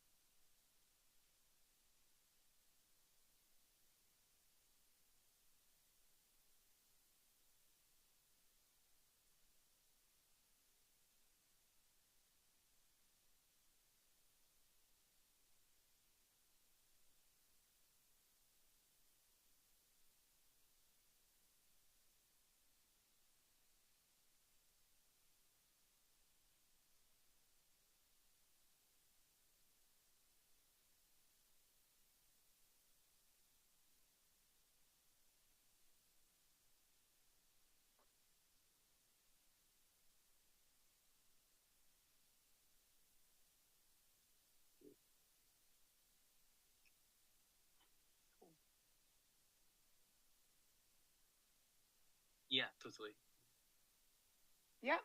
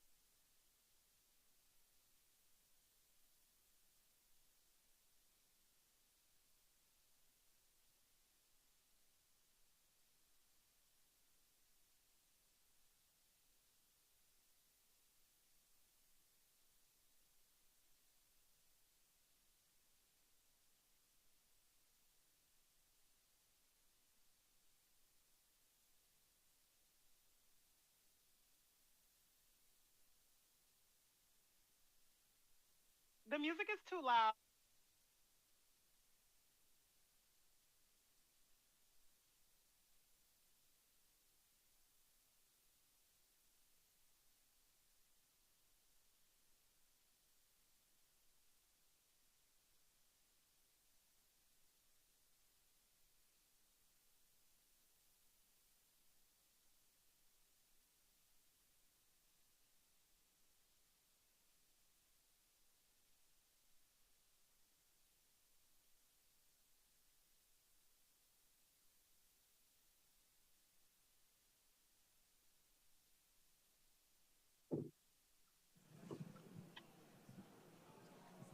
And they're going to be in the back or just in front of us? They'll be projected on the screen behind us. Hello, everyone. Hope you can hear me. Thank you all for joining us today. The name of this panel is Worlding Differently. It's great to have you all here today. My name is Tamar Clark-Brown, and I'm one of the Arts Technologies curators at the Serpentine in London. With my work with Serpentine, it involves commissioning new artworks, events, research, R&D projects, mostly engaged with experimental world building and exploring the untapped civic and social potential of technologies. This recently includes launching the 3rd edition of our annual Future Art Ecosystems publication on art and decentralized technologies. Joining me today, I'm thrilled to introduce IRL, Itzel Yard, or Ixshells on the left, direct left, Sutu, and virtually we have Mimi Onooha, Rodell Warner, and last but not least, Gabriel Massan, with whom we released a special token with Tezos a couple of days ago called Fun Fun, Close Your Mind to Start, a pre-release gift from their upcoming video game project called Third World, The Bottom Dimension, a disorientating and multi-level world-building game project and accompanying Web3 strategy that explores contemporary Black, Indigenous, Latin American experience and challenges colonialist concepts of exploration, nature, and knowledge, experimenting with memory as a transformational material and exploring what it could mean to engage and empower players as stakeholders and agents within wider cultural shifts. So on your seats, I think some of your seats, you will find a sticker which has got the character from the game called Fun Fun. If you scan the QR code, you will be linked to the Serpentine website where you can sign up to play the game. It will be released next year and also will formalise in an exhibition as well in summer 2023. So before we get into it, I want to do some thank yous. Thank you to co-founders of Tezos, Arthur and Kathleen Brightman, and the Tezos ecosystem at large. The collaboration between Tezos and Serpentine emerges from a long commitment to enrich the landscape of ideas surrounding the blockchain and also to connect communities. And it's one that sees us here for the 2nd time year running at Art Basel Miami, so thank you. Not to forget also Serpentine's supporting team. I want to say a quick thank you to our CEO, Bettina Korek, Artistic Director Hans-Ulrich Obrist, Kay Watson, Head of Arts Technologies, R&D Strategic Lead Victoria Ivanova, Curator Ava Yeager, Associate Producer Rose Sheen McVeigh, and Alex Boyce, Producer. So time to introduce everyone. And I have to apologise, I've got a sore throat, so I am also sucking a big sweet as we talk, so sorry about that. So let's introduce everyone. We've got Itzel Yard, artist, Itzel, on our left, also known as Ixshells, is a generative artist based in Panama. Ixshells is self-taught. Her constant research is fueled by a sense of rhythm, passion, and wonder. Her love for computers started from a very young age with video game missions. These quests turned into riddles and seeds of real-time visions of what surrounds us. And eventually, the patterns found within the darkest alleys of our minds became a quest for the parallels. Ix has been creating digital art collections since February 2021. One of the most significant projects in her career was the piece Dreaming at Dusk in favour of tour projects to support journalists, whistleblowers, and human rights defenders. The auction rocketed Ix to the forefront of the female artists working in the NFT space. Ix is also a leading voice of the generative art movement, creating poetic visualizations of algorithms and experimental music. As a co-founder also of Creative Code Art, Ix is a strong advocate for an entire community of artists who are pushing the boundaries of creative coding. Welcome, Ix. Thank you. Sutu is an award-winning augmented reality designer, avant-garde movie producer, and multimedia artist. Sutu is an architect of the digital, connected future. Much of his work presents a commentary on our future digital culture and often leverages new technologies. His work is shown at Sundance, Tribeca, South by Southwest, Venice Film Festivals. He's lent his creative and technical direction to projects spearheaded by Steven Spielberg, The Weeknd, John Legend, Google, Marvel, and Disney. In the NFT world, Sutu is the creator of Neon Z XYZ, a cyberpunk avatar project where the NFTs unlock experiences in the Sutuverse, a Web3 playground built in AR and WebGL. Virtually, we have Gabriel Massan, who is a multidisciplinary digital artist. Combining storytelling and world-building techniques, Massan creates digital worlds and sculptures that alternatively simulate and narrate simulations of inequality within the Black, Indigenous, Latin American experience. Working across 3D animation, digital sculpting, and painting, single-player games, NFTs, and virtual augmented reality experiences, Gabriel investigates notions of strangeness and ignorance and how the third world is imagined. Mimi is an amazing artist. Mimi is a Nigerian-American artist creating work about a world made to fit the form of data. By foregrounding absence and removal, Her multimedia practice uses print, code, installation, and video to make sense of the power dynamics that result in disenfranchised communities, different relationships to systems that are digital, cultural, historical, and ecological. Mimi has spoken and exhibited internationally, has been a resident at Studio XX, Data and Society Research Institute, Royal College of Art, IBEAM, Art House Foundation in Nigeria, and lives and works in Brooklyn. And last but not least, and then you can stop hearing me talk, is Rodel Warner, who is an artist, a Trinidadian artist working primarily in new media and photography. His works have been exhibited at the Whitney Museum of American Art, the Berlin Biennial, the National Gallery of Jamaica, and more. Most recently, his digital animations using archival photography have been exhibited at the Art Gallery of Ontario in the landmark 2021 exhibition Fragments of Epic Memory, and at Turn Gallery in the Bahamas in the 2021 solo exhibition Augmented Archives. Rodel lives and works between the Port of Spain in Trinidad, Kingston, and Austin, Texas, in the United States. So to begin, this conversation is about worlding differently. So I want to kind of start by asking all of you to kind of give us your quick definitions of what you think of or what you understand when we talk about worlding, world building, and start from there. So maybe we start with Satu or Itzel. My definition of worlding differently, right? Well, I think everybody here has different styles of art and different mediums, different ways to express themselves. And I think for a long time, we were used to being part of an art world that will create certain protocols and will make artists express almost in a similar way all the time. But now I feel like we're stepping out of that box and like being part of almost like a stream of, it is a stream of data that is allowing us to evolve into something else. Like we're using tools that almost turn us into cyborgs in a way. Even if you're not creating art, you're still dependent on your phone, on your computer, on certain devices that are not attached to our bodies. So in that way, we're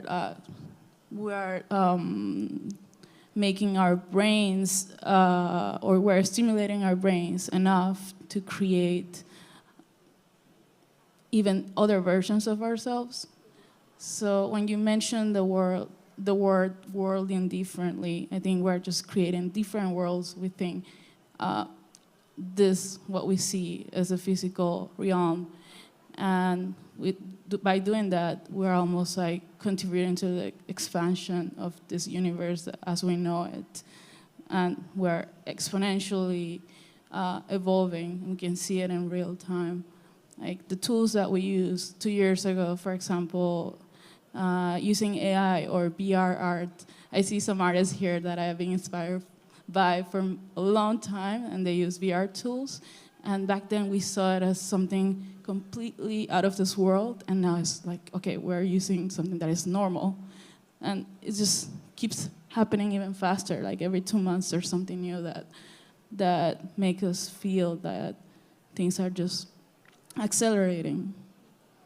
I think that's a broader view of your question. Do you wanna? And also, I recognise we do have a lot of artists on the panel. So if you don't want to answer the question, we can kind of see how it free flows a little bit. Some of you will answer some of them. Some of you will answer other ones. So if you wanna, if you've got an answer to that question, so too. Sure. Yeah, I definitely think we're sort of at an interesting time right now where, as Ix was saying, there's a lot of opportunity and potential and access to tools for creators to start creating not only their digital identities, but the digital worlds that they inhabit. And then they can start to really think about what that representation looks like, whether they want to have a realistic representation of themselves or whether they want to ignore the sort of the natural laws of physics that apply to us in the real world and throw those all away and decide that we're going to be floating, or, you know, maybe we're not humanoid, or, you know, maybe we have 10 sets of arms or something like this. And that side of it really excites me. You know, how can we push our potential as human beings to use technology to access these new capabilities? What does it mean if we have 10 sets of arms? Can we train those arms to allow us to play 10 pianos? Who knows? And then the other aspect of it is this world building together. So there's a huge opportunity right now for us to use technology to collaborate and collaboratively world build. And that's the part that I'm super excited about. I'm an artist. I like to create these worlds, but I'm also running a technology company, and we create tools that allow artists to also create these types of experiences. And the most rewarding thing for me, especially this year, has been seeing artists use those tools and in ways that I never would have expected. And very quickly, you're seeing these worlds kind of being created before your eyes. And it's just the most exciting thing to sort of see creativity unlocked and communities start to just form these little worlds to inhabit. Thank you. I'm going to ask if any of our virtual panelists want to answer that question as well. Yeah, I definitely want to jump in on this. I feel like so I feel like having heard the word wielding kind of pop up in the last few years, I felt like I had a kind of like, I don't know, intuitive understanding of it, or like informal understanding of it, as something to do with like building a set of references, right?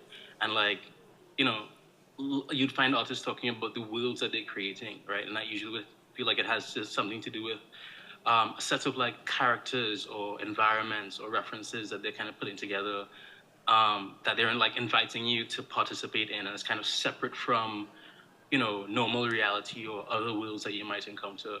And then in preparation for this, I realized, well, do I really know what this is? So I went and looked it up, and I realized that I learned that wielding, the person that came up with the term, it has something to do with like one person kind of imposing or offering a perspective to others.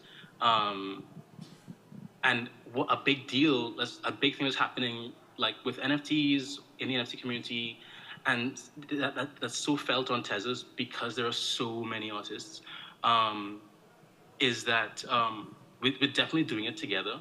Like, you know, there are so many people who are like, first of all, suddenly all in one group. Like, you know, I didn't know there was so many digital artists in the world, like, but now we're all online and we're all connected, and we feel connected, and we're sharing ideas every single day.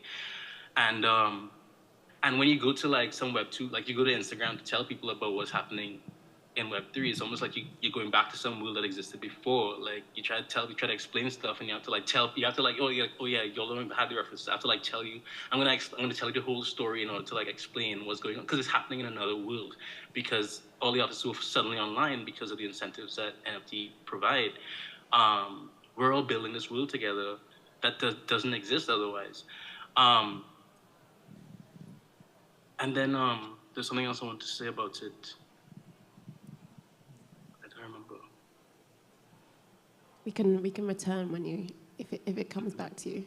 I was just going to ask if the person you were talking about was Gayatri Spivak, in terms of worlding within in terms of a kind of post-colonial sense of someone, I suppose, mapping and this kind of sense of cartography, archiving, you know, referencing and building these references that aren't necessarily from you, and kind of imposing that on you in terms of a different sense of navigation. So I just wanted to loop back and make that reference. You said map. Thank you for noting the name.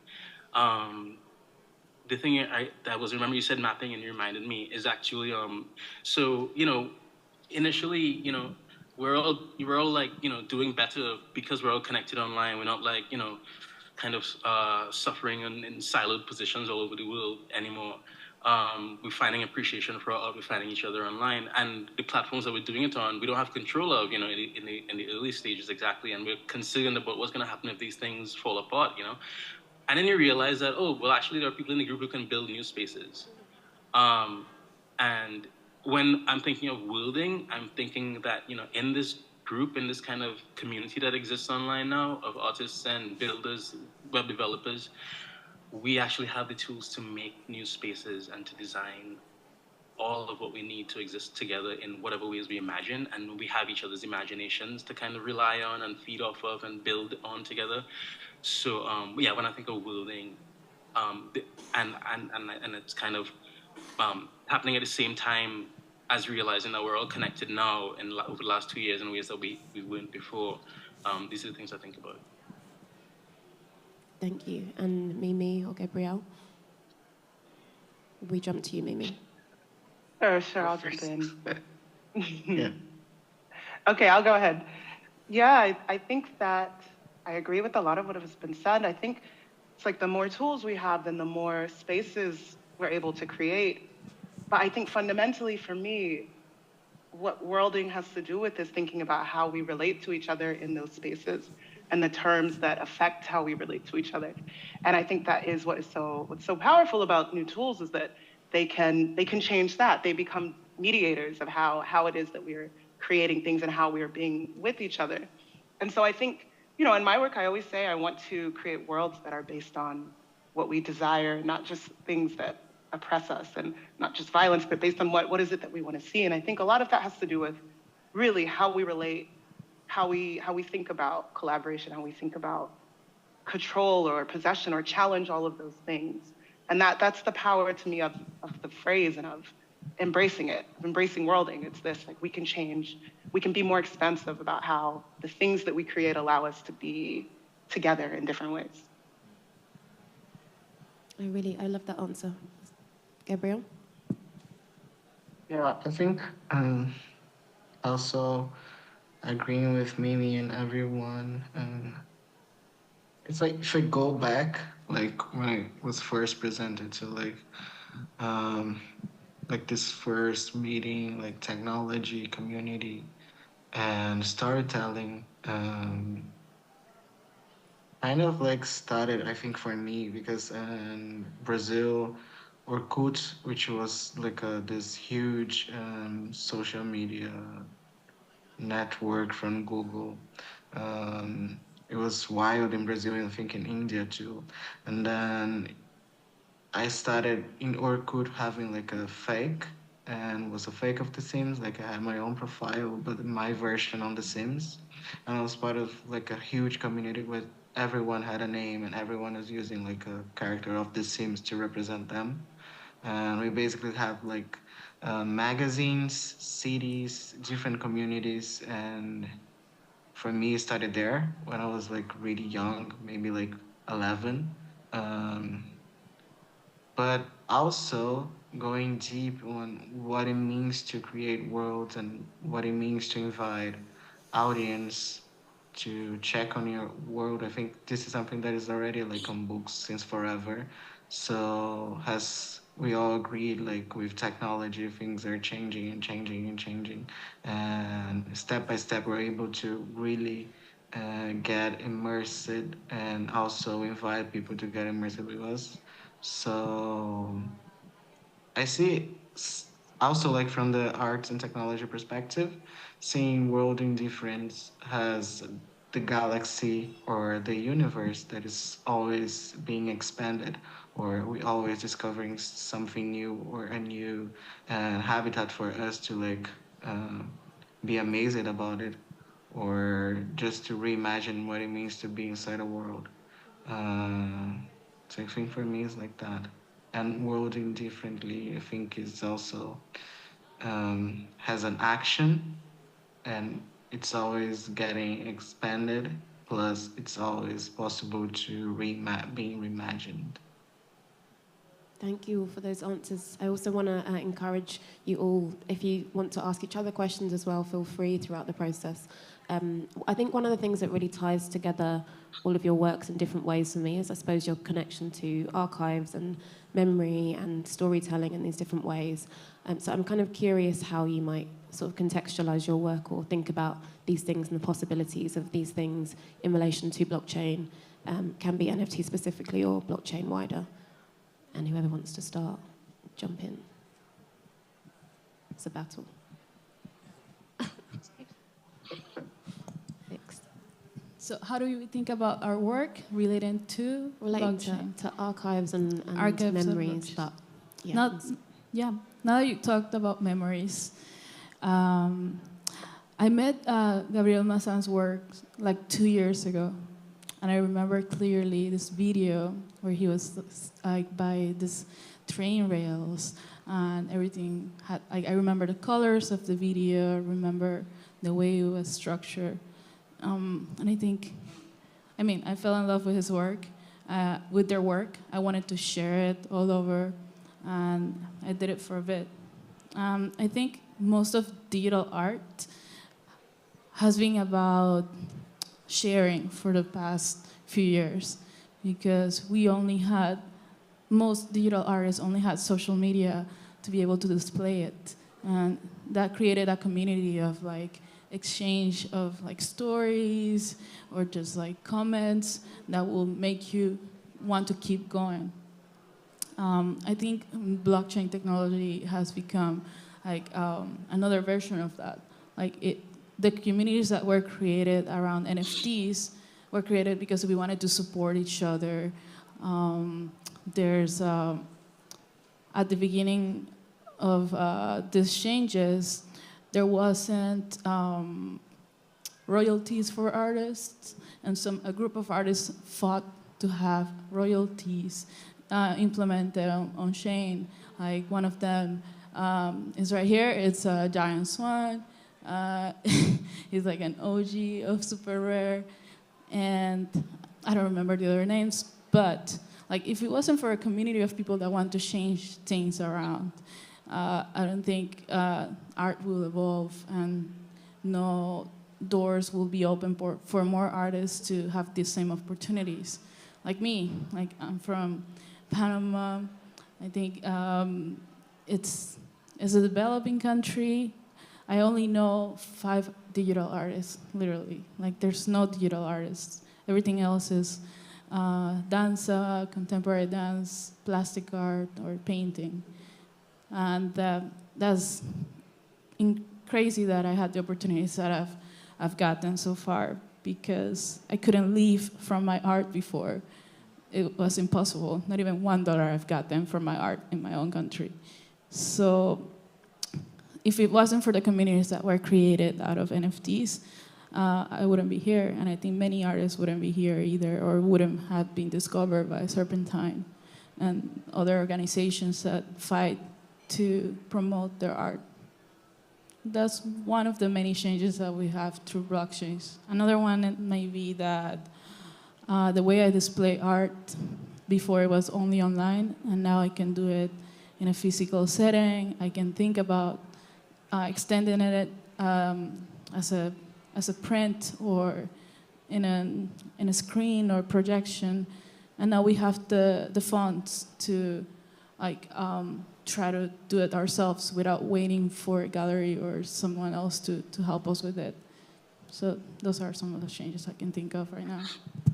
Is it, I suppose I'm hearing you talk about the different ways in which maybe working with blockchain and I suppose working with these different communities is kind of allowing you to like manifest your work and your ideas differently in lots of different forms, to move, to travel, but also to be realised in a different way, I suppose, which is a bit interesting.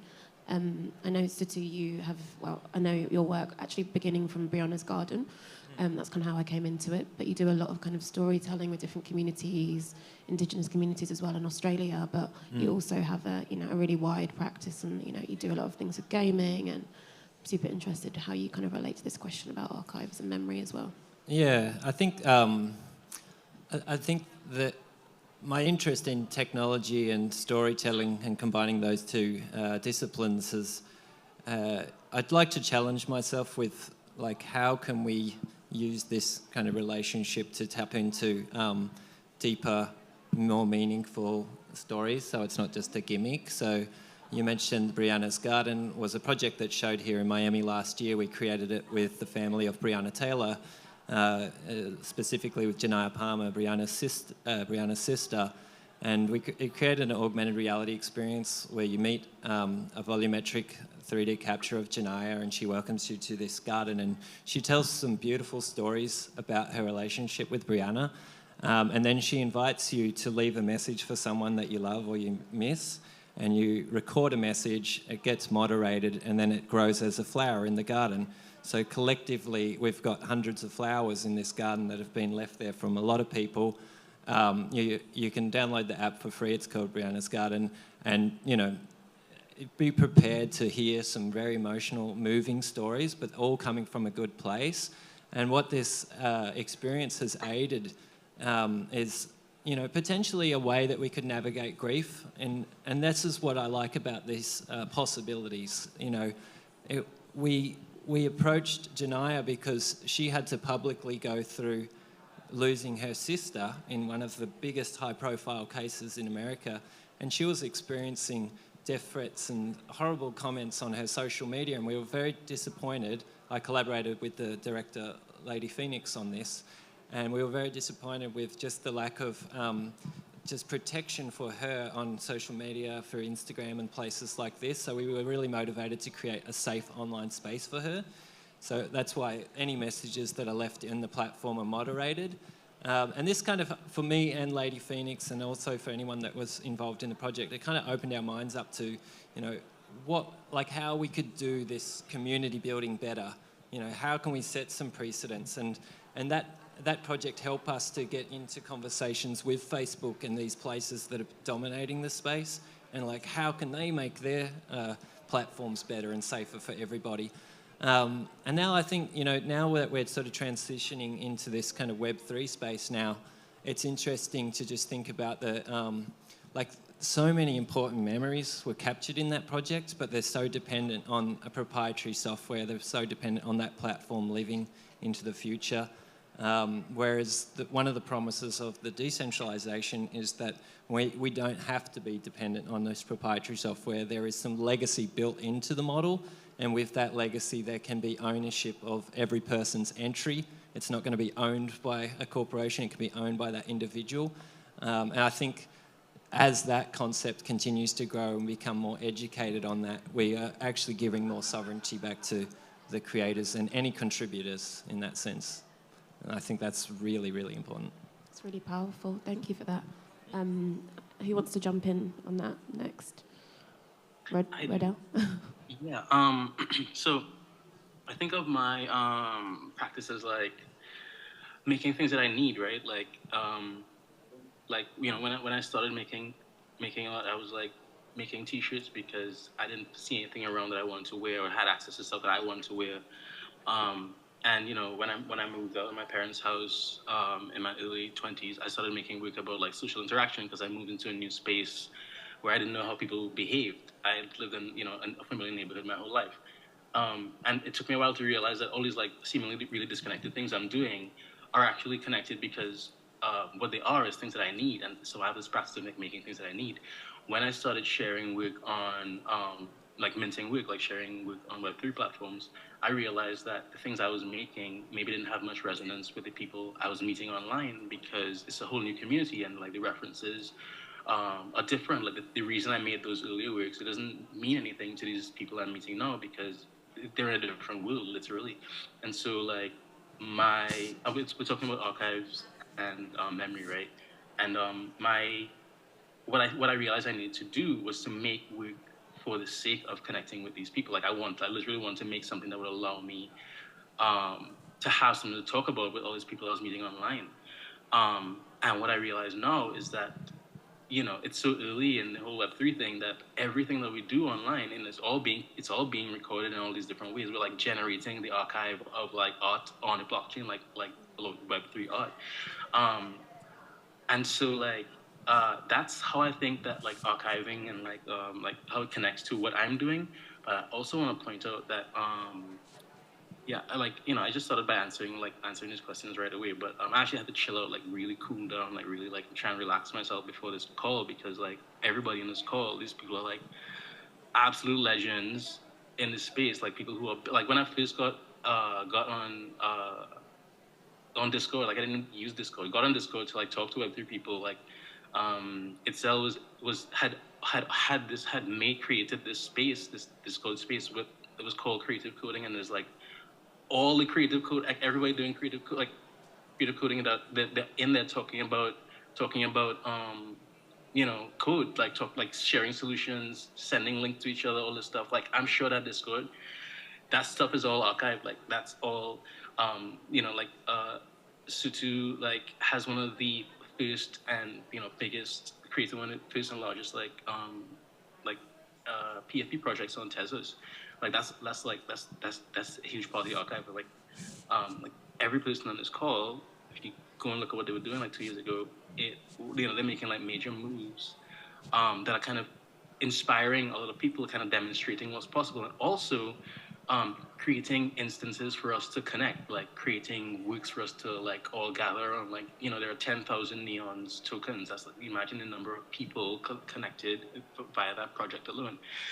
And that's all in the blockchain. That's all on Twitter. That's all in the Discord for that project. And so while we're doing this, like for all the different reasons that we're doing this, we're also doing it for the sake of being together, for the sake of exploring what's possible in Web3. And so in the process, we're like generating, just automatically generating the history of the blockchain, alternate blockchain. So it's kind of interesting to think of archives in that context, because all of what we're doing now is kind of like historic. It is completely, and it's really nice to have you all in the room together as well, because before different people that were here were telling me, I love this person, I love that person. It's always great to be able to kind of bring people from the Web3 space, from any space together in a conversation and make those connections, IRL, some of you IRL. I wanted to ask Mimi as well, because I think you're a bit newer to the space, I suppose, but you've got projects like the missing data sets that are kind of focused on this, but your work recently for, I think, Feral File. I'm curious kind of how you've approached the space. You're all kind of coming at it from different perspectives. Yeah, it's true. I'm not exclusively an NFT artist. I'm an artist who works across all types of media. I work with code, I work with media, but I really will jump to whatever format makes sense for the particular work. But for a long time, I have been working around and thinking about just data in general, and just something I'm always struck by, just thinking about the blockchain, is that fundamentally it's a data structure, but it's a data structure that spurned this whole world and industry and philosophy. And I think of data as the thinnest archive. It is an archive of sorts. But my work is really about what can't be contained in things. A lot of my work is about absence. It's about what's missing. And so I think a lot of that comes from being somebody I've always felt like such a hybrid, just always in between so many categories and worlds, like physical places. And I think a lot of my work has to do with that. And so I'm really interested in this idea of just blockchain being a permanent record, but permanent's not the same as accurate, and permanent and unchangeable aren't the same things. And so then it becomes this place where you get to think about what values are encoded in and around it. And then what's missing and what can't be contained in it. And so a lot of the things that I have done in this space, really, they always are still pointing to what can't be held, like what can be held and what can't, and seeing both of those as not as like a lack, but just as a thing that makes something more possible. So I think that this, like, I think that for me, that just brings a different angle to thinking about all of these things. And it ties back to that first question about the worlds that are being created, I guess. I think there's so many archives create a world. They live in a world, and I think I'm always thinking about drilling down to say what's at the core of all of these, and then what ties things together. So for me, I found it really great to be able to cross over. I think I'm crossing over in a lot of different worlds all the time, and gaining a lot from that.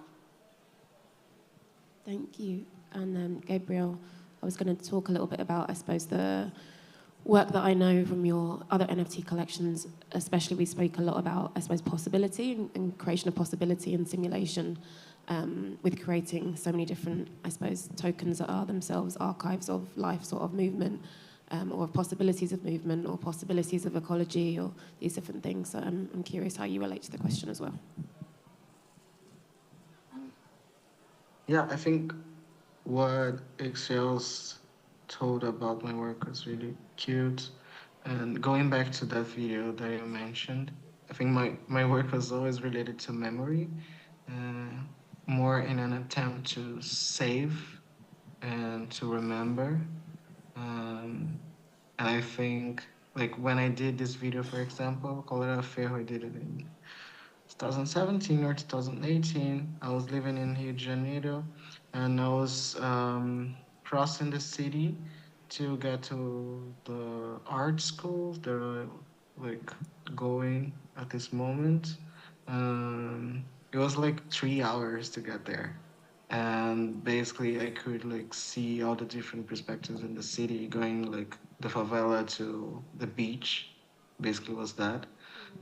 So like every day I was going to the same space and passing through the same locations. And there was this spot really close to my home. It was like this favela in front of a river, and the train line was really close to the houses. So I saw that, and I don't know, I felt so many things, and was also like a space that only people that was like inside the train, only the workers could see that perspective of the favela because there was no entrance. So basically people were living in a spot that was only possible to see from the train. So I decided to go there and to shoot a video, not showing this place, but showing my body in this place, my memory in this space, not portraying this space, but portraying who am I inside this space. So I decided to run against the train, and I recorded that. Also, like to run against my own path to this school that was so um, I don't know, for the upper class and all the things like that. And then going back to my work, and I started to realize that I didn't want to do more like video performance, didn't want to see myself again. So I jumped to 3D art and 3D experimentation, and it also like came from this desire to like, how can I personificate all the things that I don't know about myself? Plus, how can I go deep inside all the memories that I could not access from my family, from my ancestors, and not to rewrite, but try to imagine what was stolen, what was erased, because I don't have like an archive, or I don't know much more after my grandma. So my art started to be not an attempt of like how it can be, but more like how it will be. Um, and that was from like sculpting and sculpting and sculpting digitally because I didn't have the materials to really go deep on sculpture with clay or anything. So like sculpting digitally was what I could do because there was like infinite material. Um, so within the blockchain, I could, for the first time, really like storage all those works and create collections and exhibit at the same time, and having collectors visiting my page and being put on like exhibitions, and having other artists being able to support other artists, like collecting work from other artists. So at the same time I was feeling that I was reaching other communities, but not only communities. I was like kind of like engaging with different storytellings, and this time I was not exchanging value, but I was exchanging life in a way, you know. Since for me, I was saving my life, saving my own thoughts, saving my DNA, for them the same because they were also people that came from like really close backgrounds. So yeah, I don't know if it's like too poetical. It's not really technical, but I see from that perspective. No, I think you've all answered the question in really different but really interesting ways. And we are unfortunately coming to the end of this session. But I wanted to give you all a bit of a chance to maybe quickly ask each other something, or maybe one of you wants to ask each other something, seeing as you're in the room together.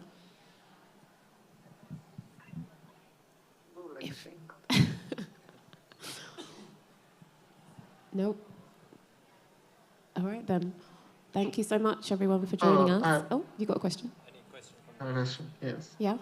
If you haven't got any other question, if you've got a question, you've not got a question, I'll open it up to the audience, I think, unless it's burning.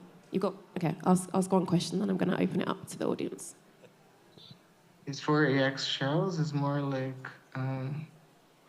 how, not how difficult, but how it is to be an artist and also like community manager on Web3, because I really admire your work, and when I started to like post on Foundation, I saw you there, and all the time I was thinking, oh my God, it must be wild to be doing all of that, plus like understanding blockchain and like, I don't know, it's just so many things to think about it at the same time, plus like representing art and data and all of the things. So like how it is for you in your personal like view and perspective, like more, I wanted to know more from your experience.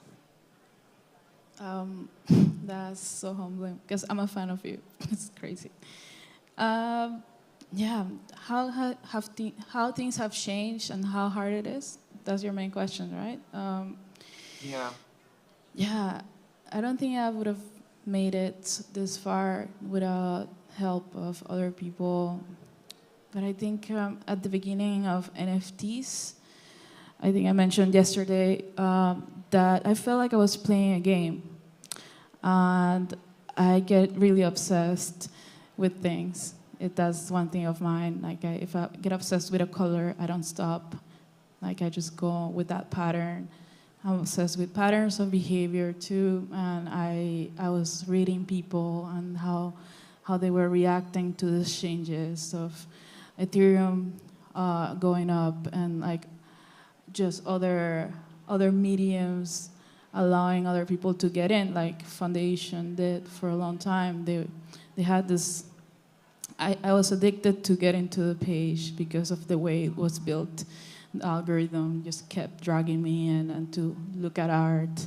It was also really user-friendly and minimalistic, and I loved that. So I kept going in and looking at art, and I even started collecting from other artists. Not at a crazy price, but I will, if I really liked something, I wouldn't hesitate to try to get it. And yeah, I felt like I was supporting others, creating a community around that knew that I was there for them, just like they were there for me. One thing that changed is that I don't post that much anymore. I think I don't have time, and that wasn't a thing before. Before I was just like doing that because I wasn't doing anything else, and I wasn't even looking for a job. I just really wanted to do art, and that's it. But now I have a responsibility, take care of my family, and take care of like the things that I've built. So I'm dividing myself between the world, that safe space that I created before, and now doing things that are more related to the professional sort of like art world. So many doors have opened, and with those doors open, I think I've tried to bring people in. And I don't do it just because I may like the person, but because I like the art. I'm always like that. Like I can't really do anything that I don't really feel like doing. And sometimes I get in trouble for that too. But this is the way I am, and I think it's the best way to go. Some people share projects because they get paid or they think they're gonna get likes or whatever. But honestly, if I don't like your poster, I'm not gonna share it. Or I don't like your your art, I'm not just gonna share it. It's like that. And I think that's part of a curation, like creating that sort of taste around a certain communities that you like. Another thing that changed is that people in Panama got to know me better, and when I go to a place, they recognize me. And even here, it's been really weird. Like, people is like, I like shells. I'm like, I get happy because it's a weird feeling, but humbling at the same time. And yeah, like I've gotten to know so many artists through others that also get excited about artists, like Lady Phoenix. Lady Phoenix talks about your art all the time, and that's how I know it. She's another force in the space. But yeah, with other curatorial pages, like I think I've been doing that for a while. I share other people's art on my stories, and I try to curate it, and I try to write a little bit about it sometimes. And it's just because of the love of it, and that's how this community has grown. If we keep doing that, I think more people will have the chance to keep growing that way, instead of becoming individualistic and just, hoarding all of those achievements. Thank you so much for that, and thank you for the questions. Thank you, everyone. I do want to check if we have time for one question or one. Yeah. If I think this person on the right was the first question. Sorry. Beautiful, excellent panel. I got to discover some great artists here. I'm a collector and creator on Tezos. My question is, Sutu has created, like we talked about the PFP, and really doing a lot to kind of move the community forward and integrating other artists and integrating the collectors. Like, for example, Sutu's done augmented reality with the neons. One of his last things, he did an art contest for digital ink. So like tattoos, body tattoos on the game avatars that Sutu's putting together. My question for the panelists is, did you submit anything for the contest? And if not, no, seriously, if not, this is the real question. If not, why and what is the best path for like artists to collaborate? Because after checking out your collections, I would love to see something. And it's easy. It's basically like a Photoshop layer. I did one. I know a lot of people did one. But no, seriously, like the question is, just as an example, but what is the best way for artists, especially on Tezos, to collaborate? Because there is so much possibility, so much passion for this. What is the best medium? Is it Twitter? Is it like Discord? Should there be something else, like a new body to help collaborate? Just your thoughts there. Well, I'll just say quickly, like, we are finding each other in these communities, and we are finding ways to collaborate. Riddell I found on Twitter, and a big shout out to him for being such a community force, like powering the whole community, sort of telling everyone to get involved in all these different types of community-driven projects. My little recent art competition was a kind of an experiment to interact with the community in that sense, create an opportunity for artists to create on a platform that I've created. It's a learning experiment for me to answer that question. Like, for me, even like I don't know what the best way is. There are examples out there, like we've seen Roblox. There is 50 million users a day, a young audience. They're building entire worlds, video games. It's pretty wild to see that. Minecraft's obviously been around for like over a decade now. Also, tens of millions of users. I think it's a combination of creating access for one, and exciting tools that very quickly people can see how they can unlock their creativity through those tools. So, access and just an easy onboarding is a good way to go. And I think, like, moving forward, we're going to see like that gap for people to become creators get smaller and smaller with the inclusion of things like AI and stuff like that. But when I'm like lecturing or whatever, and I'm talking to young creators, I always will ask first, like, especially if you're storytelling or something, why are you using this technology? And what's the purpose? What purpose does it serve? I'll give a quick example. I'll try to keep this very quick. But for example, I told a story about my grandfather suffering from Alzheimer's, like back in 2015 or something. And I noticed everyone was on their phones like this all the time back then. That was the way that we were absorbing information. That project was amazing, by the way. Oh, thank you. It made me cry. But as you scrolled through the story, you realised that the story is fading away, and if you tried to scroll back, it's no longer there, which was a gesture to Alzheimer's and losing memory, obviously. But my true intention was to actually force you all to remember my grandfather. And that was kind of a revelation for me at the time, because I realised, like, technology can be very powerful, you know, if we can really dive in deep and figure out, like, what is the purpose of this, or how can we use it as another layer of connection to allow us to connect to one another on a human level. And so that was a discovery that was quite simple. You know, it wasn't an overly complicated thing, but it resonated very well with a lot of communities and stuff that had been through. I got so many emails after that, and that was really heartwarming. So it's a combination of that, you know, why even use the technology in the first place? And if you find communities, that's a beautiful thing. But okay. Thank you, everyone, for your time today. It's a pleasure to talk with you all, to hear all your answers, and I look forward to continuing to connect with you all. Thank you, everyone, for being here, and we bring it to a close.